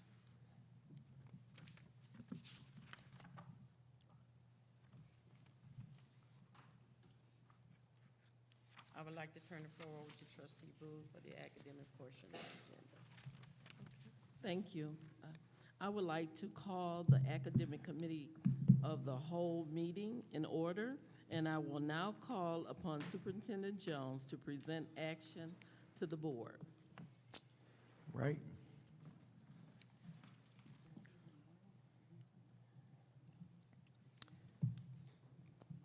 Thank you, Trustee Booth. Oh, you're welcome. Good evening, Ms. Fields. Good evening, Superintendent Jones. All right, I seek a motion and a second from the board to move Resolution 25.1, authorization to sign memorandum of understanding with CDF Freedom School for Summer School Pilot 2025 to the regular board meeting on March 26th for adoption. So moved. And yep, and we also have a guest with us today, and Ms. Fields will introduce him. Yes. So you all are familiar with Ashley. She's been here for the last couple of board meetings, and she's the CEO of the Flint Freedom School Collaborative, and was not able to be with here to us tonight because she's out of the state right now. And so in her place is Ryan. Sorry, speak, it's muddy. I can't hear. Echoing. Is it? I can't hear the words. He's adjusting. Is that a little better? And maybe slow down and talk into the mic. Yeah. Not a problem. Ashley, who is the CEO of the Flint Freedom School Collaborative, was not able to be here tonight, so she's a representative of the Flint Freedom School Collaborative, Ryan Butane, and so he's here to answer any questions that I may not be able to support us with, or if you'd like to know additional information. We are seeking a partnership with the Flint Freedom School Collaborative for a pilot program at one of our sites for summer school. And of those particular things that we've identified that we would like to be able to obtain from the Flint Freedom School model are a concentration in collaboration, positive culture and climate cultivation, academic and creative enrichment, intergenerational servant leadership and development, parent involvement and community engagement. It's a framework that we'll be working with the Freedom School Collaborative in order to be able to pilot and integrate into the morning portion of our summer school program, and it's been designated tentatively for our Potter location. Yeah, Madam Chair. This is the chairperson. Oh, yeah, sorry, Madam Okay. Chair. My bad, I apologize. Yes, Mr. King. So I would say I'm super excited, contingent upon board approval, but I'm glad this was brought forth. I know the impact of freedom schools in our community, and this is when we talk about community partnerships, this is one of them. And I believe once this pilot once it do show its results with our kids, we should make this a strong community partnership with the district. But I'm so excited to be able to have this here in front of us to build that partnership. Madam Chair. Okay, Vice President McIntyre. So I'm a big proponent of freedom schools in theory. However, I don't have a lot of background on this particular freedom school. I can't, when I go to your QR code, it doesn't give me access to anything. I can't find the information. I don't understand the pedagogy. I know what freedom schools are historically. I don't know what this is. I also am concerned that this is just, again, here we have something and not to, I just wish we had more information earlier on along the way so that it isn't like a surprise when it comes up. It's like, oh, here you are, we're gonna be voting on this. It's like voting on what? Because I have some questions, a lot of questions that I can't vote on this tonight. I can't move it forward. When we've talked about freedom schools before, a question that I've asked that has yet to be addressed is, what is the connection between this freedom school's pedagogy and Ehil Deloney's freedom school? So you have an elder who's recently passed who had a Flint freedom school. Now, it wasn't the same. Like, What's the connection? What's the historical legacy? What's the acknowledgement Booz. of what she's done? You also have Dr. Joyce Peart, who did a lot of extensive work and background and attempted. So where is the, I just feel like this is reinventing the wheel. Where is the acknowledgement of the decades of work that's already gone into either having freedom schools, attempting to start freedom schools, or to collaborate with the Flint Community Schools with freedom schools? That's issue one.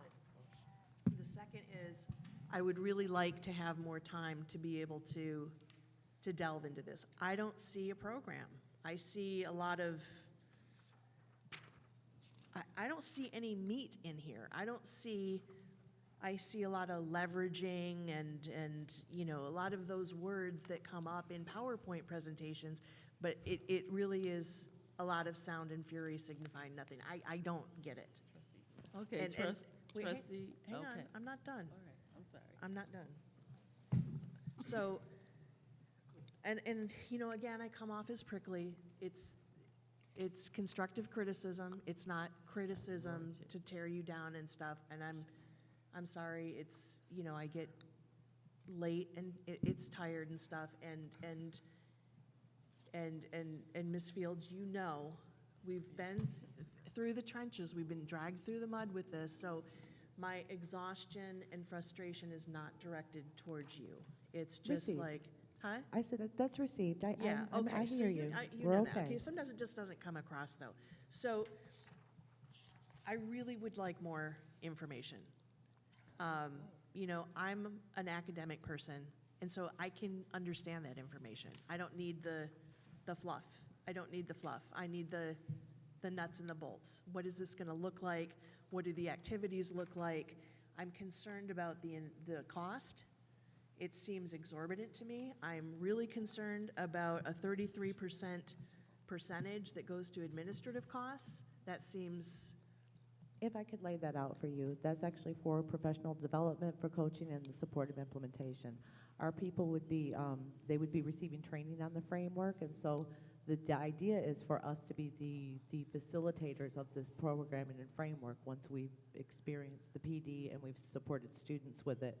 We have many high-quality enrichment activities that are being planned through summer school that would be in collaboration. is this written down anywhere? Well, it was in the proposal that was submitted to the, I mean, I couldn't get it. Are you talking about what's in the pages that are right in front of us here?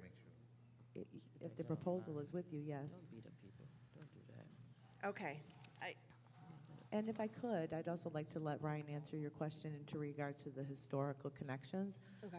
It's with the Criminal Defense Fund, and so the curriculum that's with that, or children, thank you. Thank you. The Children's Defense Fund, and it's with, it's also curriculum that we are purchasing to integrate into the school, so they would have access to deliverables as well. The books and the literacy portion of the Freedom School model that would support us in literacy initiatives. And are you able to go ahead and speak to that? You okay? Good evening, Got your Board. answer? How are you, sir? I'm fine, how are you? Oh, yeah, I Okay, you ready? I know where I'm at. I was gonna let Dylan go. I was gonna let Okay. Dylan go before me. Trustee Luna? Yeah, thank you, Trustee Rutherford. I appreciate your kindness and your courtesy. I tried. You didn't have to.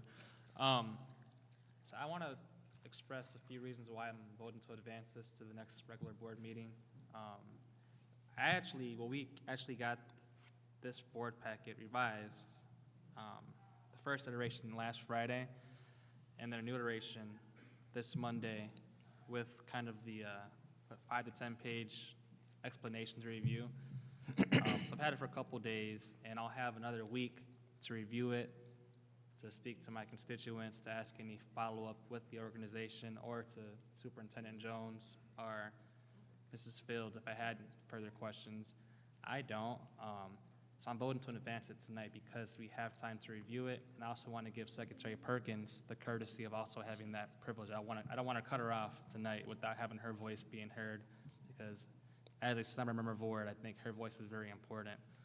My second point is I just want to speak a bit about the organization from my personal experience. and why I believe it's a good organization. Number one, you know, Ashley, she's a product of Flint schools. She's supporting Flint students and families in what she does with this. And this iteration is proposed for after school.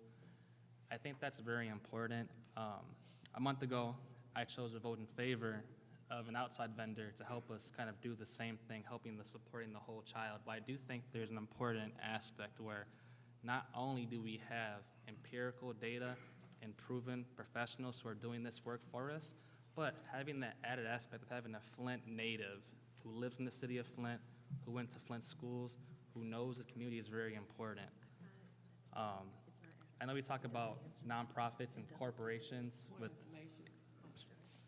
I know we talk about large corporations, multi-million-dollar corporations, multi-billion-dollar corporations. I actually had a bit of an insight to see how this organization actually raised funds. So about, I don't know, 2 years ago, 2 or 3 years ago, I had the privilege with Trustee Relaford, Trustee King, and maybe former Trustee Clack also attended. They had a fundraiser where it wasn't prohibitive of who joined it. And the people who came to that were families of Flint who gave $5 here, $10 here to help them raise their funding for their initiative. So again, it's homegrown. There's the passion. They have the empirical data. They're Flintstones. They're helping Flint kids. They're located in Flint. And just talking to the folks who I know who are part of the program, I'm going to support it if it does make past this first trench. But again, I think we owe the organization, our families, through the democratic process to at least advance it to the next regular meeting. But also Trustee Perkins, who was not here. But to be clear, we got this information Friday. We got it Monday with the revised on the agenda, but the same exact information was in the board packet. And again, if we approve it tonight, we'll have a week to review it, to either approve it, we'll get 2 weeks. I'm sorry, because we're not meeting next week. Correct. We'll have 2 weeks to approve or deny this, where the full board is here, according to our secretary, executive assistant, who's guiding our schedule. So I think we owe it to the organization, the students, the admin who brought this to us, but also the kids who could potentially serve and positively impact to move this to the next regular board meeting. So I'll support doing that tonight because of the reasons I stated.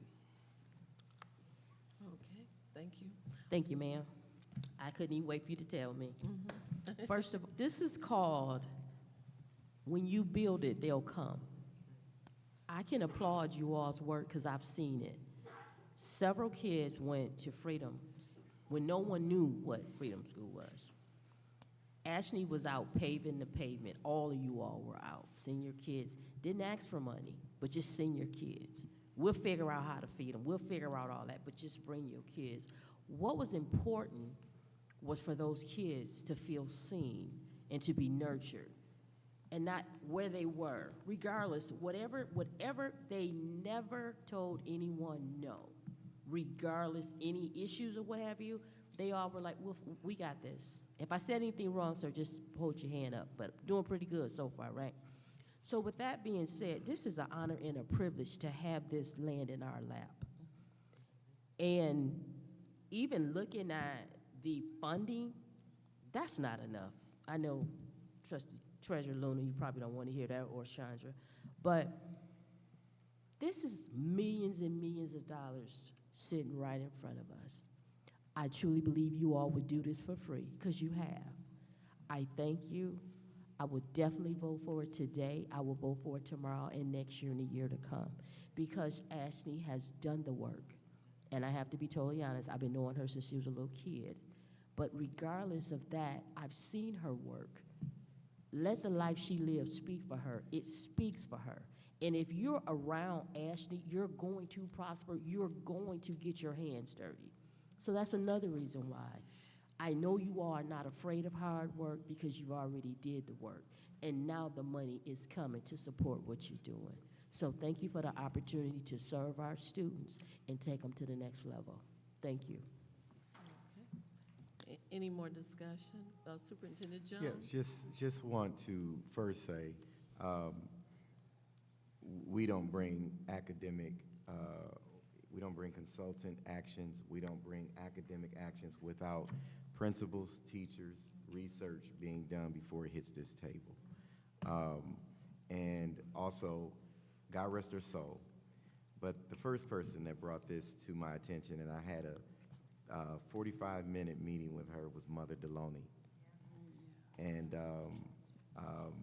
one of my frat brothers was with her, and she brought this up, and she talked like, Superintendent Jones, you must do this. But when she taught me about it, when I was able to see it at the scholarship banquet that they had, when I was able to have about 3 or 4 readings about this with Ms. Fields, and knowing that I directed Ms. Fields to go back to her team to make sure that this was something that the experts that work for us, the teachers, that want to do and pilot. Again, remember that's a pilot, to make sure that if there's any kinks or if there's anything that is in it that we do not like about that program, we could speak to the individuals that's bringing this forward about what it needs to look like for Flint kids. And so I just want to reiterate the trust and faith that we have in our teachers and administrators in deciding together that this is something they want to pilot in our summer school program. That's why I'm pushed forward to make sure that this action goes forward, if possible, by the board. Thank you. Okay, President. Thank you, and I listen to everybody. I'm so glad the more we talk, the clearer things become and understanding, because when I looked at it, I couldn't put it together. You putting the pieces together when you said Mother Deloney. I remember it now. I remember Ashley now when I'm thinking about it. At the library, something she asked about it. I'm leaning with Trustee Dillon, Trustee Lona, that we should just move this forward. And we have 2 weeks. Hopefully, Ashley can come back and just do a presentation. Just do a presentation. If it's something that a teacher want, a principal want, and they done looked at it and it's a pilot program, there's not enough resources out here. All hands on deck. The more we get, the better we be. It's no one, it's just like a football team. So everybody's gonna win, but it's only gonna be one quarterback. So I support it, and to move it forward, we shouldn't be just sitting here and prolong it. Superintendent has spoke on it. Dylan spoke very well on that program, and when you just send Dr. I can't say anymore when you said Mother Delona, so I have no problem with it. Okay, I just have one question. This group and organization, do you take youth to the historical African Black universities, HBCU? So we have students that we're sending through Flint Community Schools, and I will let them answer for that portion of it. The only students that we have going this year is our students that our Flint School Board is sending. Last year we had kids from the center that went as well, but our students, the plan for the summer, or the plan for our students is spring break this year, that we have young people going, but we don't have, the center's not taking students this year. And I will add to that, if it's okay. I had some great conversations with Dr. Harvell over the last week or so. Okay. And he has an opportunity for virtual HBCU tours for the scholars that are not able to go physically. Okay. So we're still in conversations on that. However, that is a possibility. So I know that is a concern for some of our board members, to make sure that our scholars have that opportunity. Yes. And if they can't go physically, we may have another route to take with Dr. Harvell to ensure that scholars that can't go have an opportunity for a virtual tour of HBCU colleges. That sounds great. All right. Okay, thank you. Any other discussions? So are we going to make a motion to? Could I say a Okay, word? go ahead. Just a I'm brief sorry. word. Yes. Just so you didn't have to see me sit here and stare at you. And then I did want to bring greetings from Ashley. She's a Kellogg Foundation Fellow, so she had a convening out of town, and then our other directors were invited to go with her. So it was something she took seriously, but the Kellogg Fellowship. Had to be there. So I'm the operations director. I've been with the Freedom Schools for 8 years, operating in Flint for 8 years. And there are, to your point, the history of Freedom Schools in Flint, this is connected to that. So Dr. Peart also connected to that, Mama Deloney. Not the same, maybe to your point, Freedom Schools is a thing bigger than any one iteration of it, you know? So there's an iteration in Mama Deloney, but there's also the iterations that have been operating collaboratively and separately also. So there's connections with those as well, So I wanted, to mention that, and then our particular connection to the Children's Defense Fund Freedom Schools is even, for me, I'm pretty passionate about it, running deeper. So Dr. Marion Wright Edelman, the civil rights leader, I'm getting old, 40 years ago, started the Children's Defense Fund's Freedom Schools, where it was a convening of the national level of how do we honor the Freedom Schools movement as a whole country. And so they started these, there's 200 of the Children's Defense Fund Freedom Schools that runs from her lineage, right, with Dr. King and all that. So when it was brought to us, I should say, it was Bethel UMC during the water crisis, when Children's Defense Fund came and said, we'd like to do one here in Flint. And so that meant from that point on, we were every year sending our teachers, myself, I went down there a couple times. Everyone goes down. We're hoping to send Flint teachers to the Alex Haley Farm, which is like just an incredible place where there's thousands of educators getting this training. So I won't go on and on about it, but it's very steeped in the traditions of Freedom Schools. And so we're connected to and facilitating their curriculum. They're just nationally, just incredibly solid. I'm a former public school teacher. Seeing and experiencing this was a balm to my soul. It was just an incredible organization at the national level, and then the curriculum, it's a who's who every year of the books that they send our kids home with. So obviously I'm passionate about it, but just to connect some of the history, it is very connected, and also in Flint has been 8 years. And I appreciate the support of this board in this initiative. I firmly believe that in the season that we're in, that it is essential that we provide every opportunity and resource for our students to feel connected to community, that civic engagement is prioritized, that we're building young people that have the opportunity to be autonomous in their learning, and that I think that this framework is going to be one that's going to benefit us greatly. And not just for the purpose of our summer school program, but I think that it's a way to talk to our community and to fill a niche that, quite frankly, could be a positive for enrollment and opportunities and choices for our families in the community. So I'm incredibly excited about this partnership.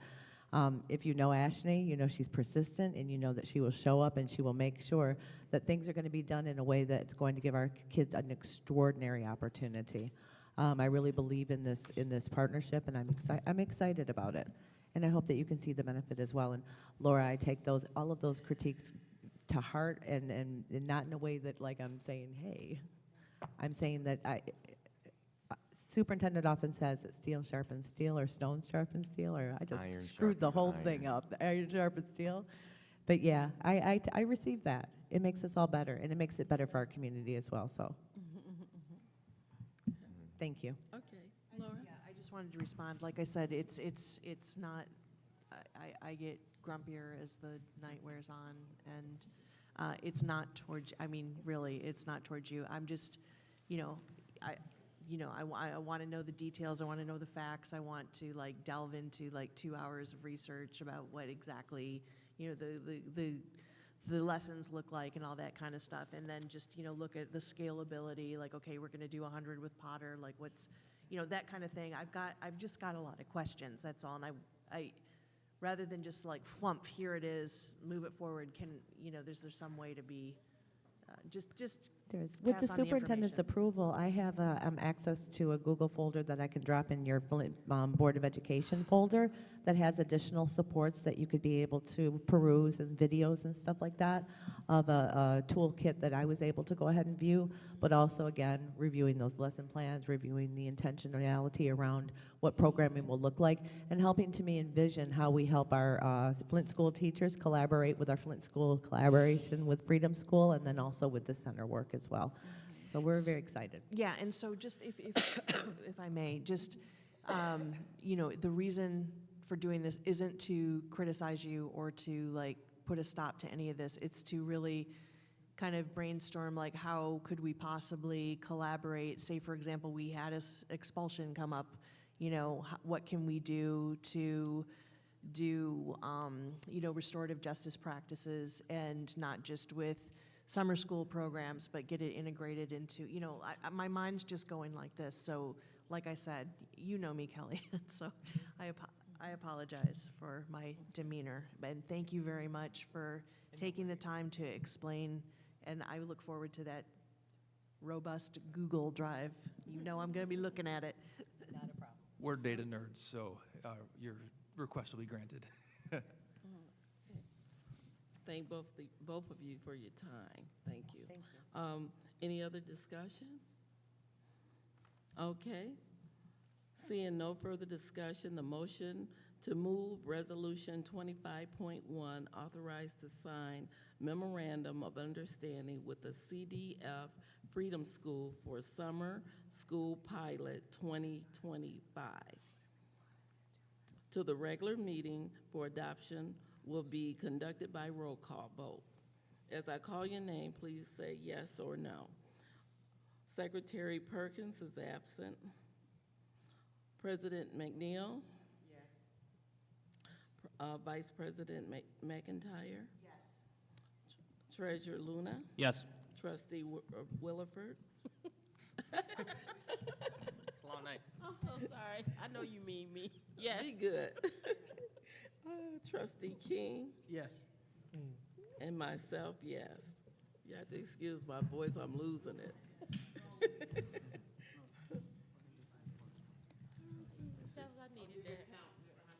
Okay, I'm sorry. We have six, based on who's Six yes. present, we have 6 yes and 0 no. Motion passes. The motion passes. Okay. Thank you, Superintendent Jones. Thank you. He know I thank him.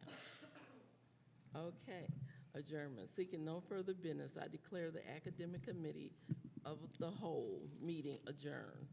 I turn the floor back over to President McNeil.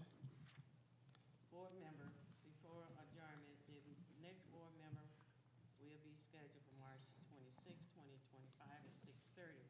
Board members, is there any comments before we adjourn? Madam Chair? Yeah, I want to say great job to the folks who hosted the literacy event last week at the farmer's market. Yeah. I couldn't make it, but I heard it was great, heard it was nice. I know Trustee King and then Secretary Perkins was there from the board. Maybe there was more, but I had to work. I couldn't. yeah, a lot of us had to work, but it looked great, and it made us really look good to the community that we can do events like that. People come out, and families, kids, staff can enjoy it. I want to shout out Senator Cherry and the other March's Reading Month readers who come to our school and read to our students. It means a lot to them to have someone special like that to be in their presence and to engage and listen to them and take their questions. And then I'm ready to go, but this last statement I want to reiterate to my colleagues in the community. We live in an era of extreme uncertainty from government at the federal level and to a certain extent at the state level. So I want to be very intentional when I say this. It's very incumbent upon this board, together with the administration, to show stability, consistency, and good governance. Because funding, unfortunately, and policy is not always guaranteed, as we're seeing with the loss of staff being cut and the proposed cuts at both the state and federal level. And I think we should really consider that as we make decisions. Now, look, I'm not saying we have to vote 7-0, 5-2, or in unison every time, but we shouldn't let discourse on this board or disagreements delay us getting in the business of educating students, paying teachers, and getting the work done that the community demands of us. Because again, unlike the federal government, we are an elected body where we actually supervise our superintendent instead of having someone else come and make decisions who's not really monitored by any kind of body, talking about the billionaire who's making decisions in the White House. So I'm not trying to be political about that, but I'm trying to be very intentional to my colleagues. Please, let's remain focused and not let these pebbles fill the cup. We have a lot of boulders to tackle, and if we let these pebbles take over all of our cup, we're going to get bogged down when it comes to all the good work we're trying to achieve for kids, families, teachers, and this community. So thank you. I agree.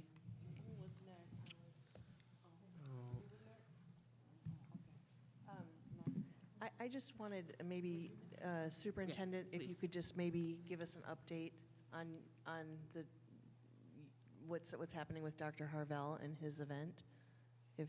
'cause I- Sure. We reached out to our secondary principals concerning the program with Dr. Harvell. He has a program coming up in April, and both principals spoke to him today. We currently have about 65 young men from ALA and Southwestern who is going to be going down, and about 10 staff so far. Tomorrow, we're going to send an invite to all Flint staff that would like to participate and go down to this event to be a part of the event. And busing and food is paid for by Dr. Harvell and his team. And so currently that is our estimated number of scholars and staff. And we're going to keep in touch with Dr. Harvell to make sure that he has estimated numbers all the way up until the registration closes.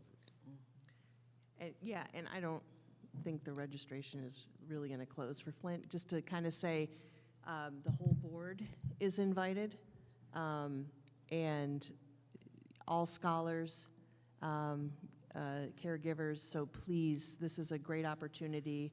It's all expense paid, for providing the buses, the food, and this is an opportunity for us to see a program that's been successful over a decade.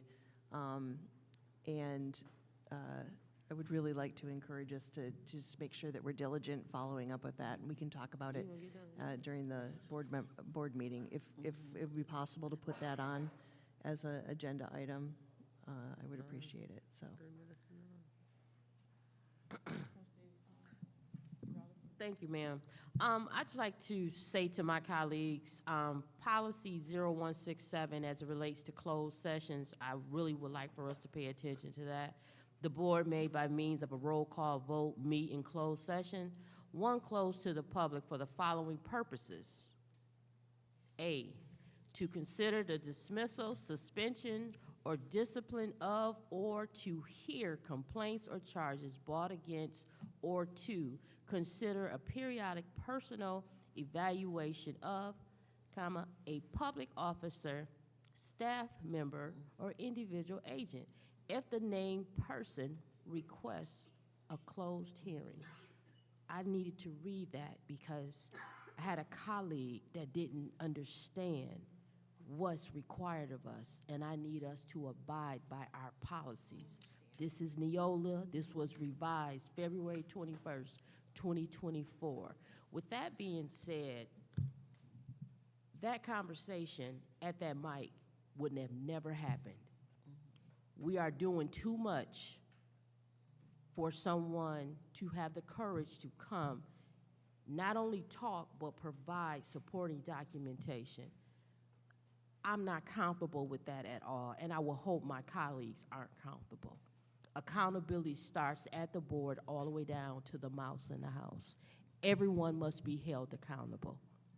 So I just ask this board, the way you want individuals to support you, I want you to support individuals. Not saying you have to agree with everyone, but everyone deserves to be heard. Thank you.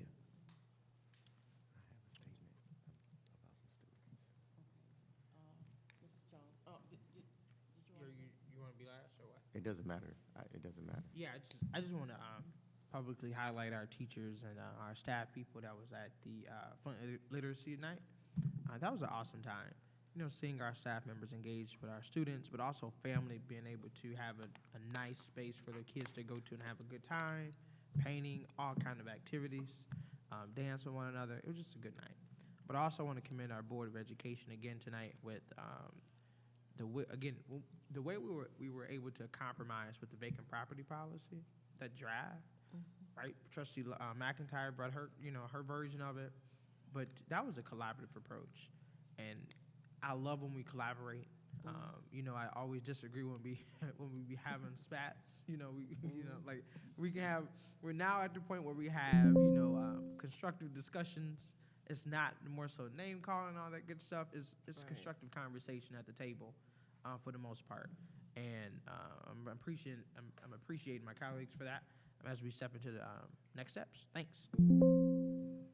Board members, I just want to make sure the public knows a few things.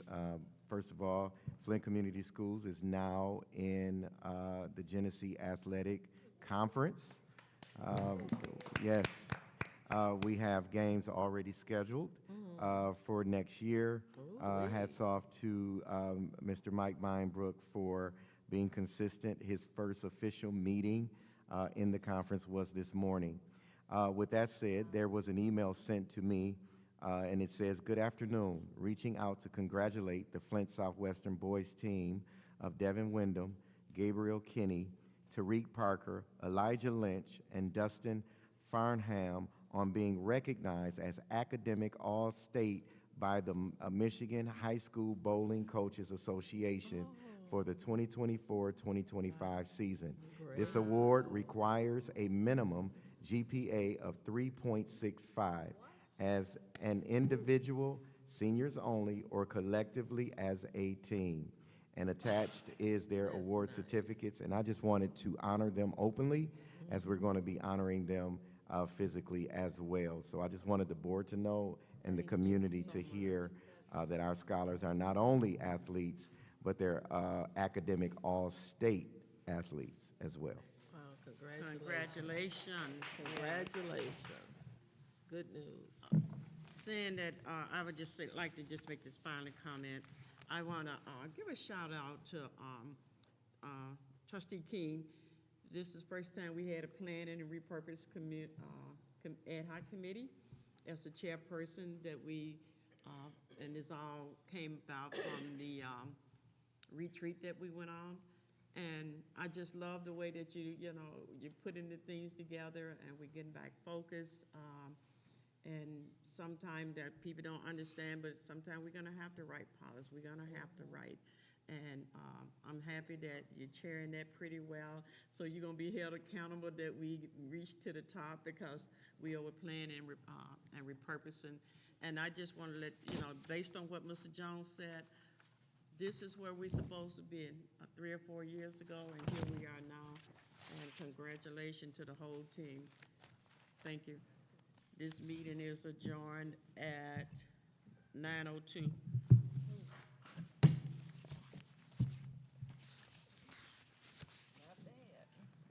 Not bad.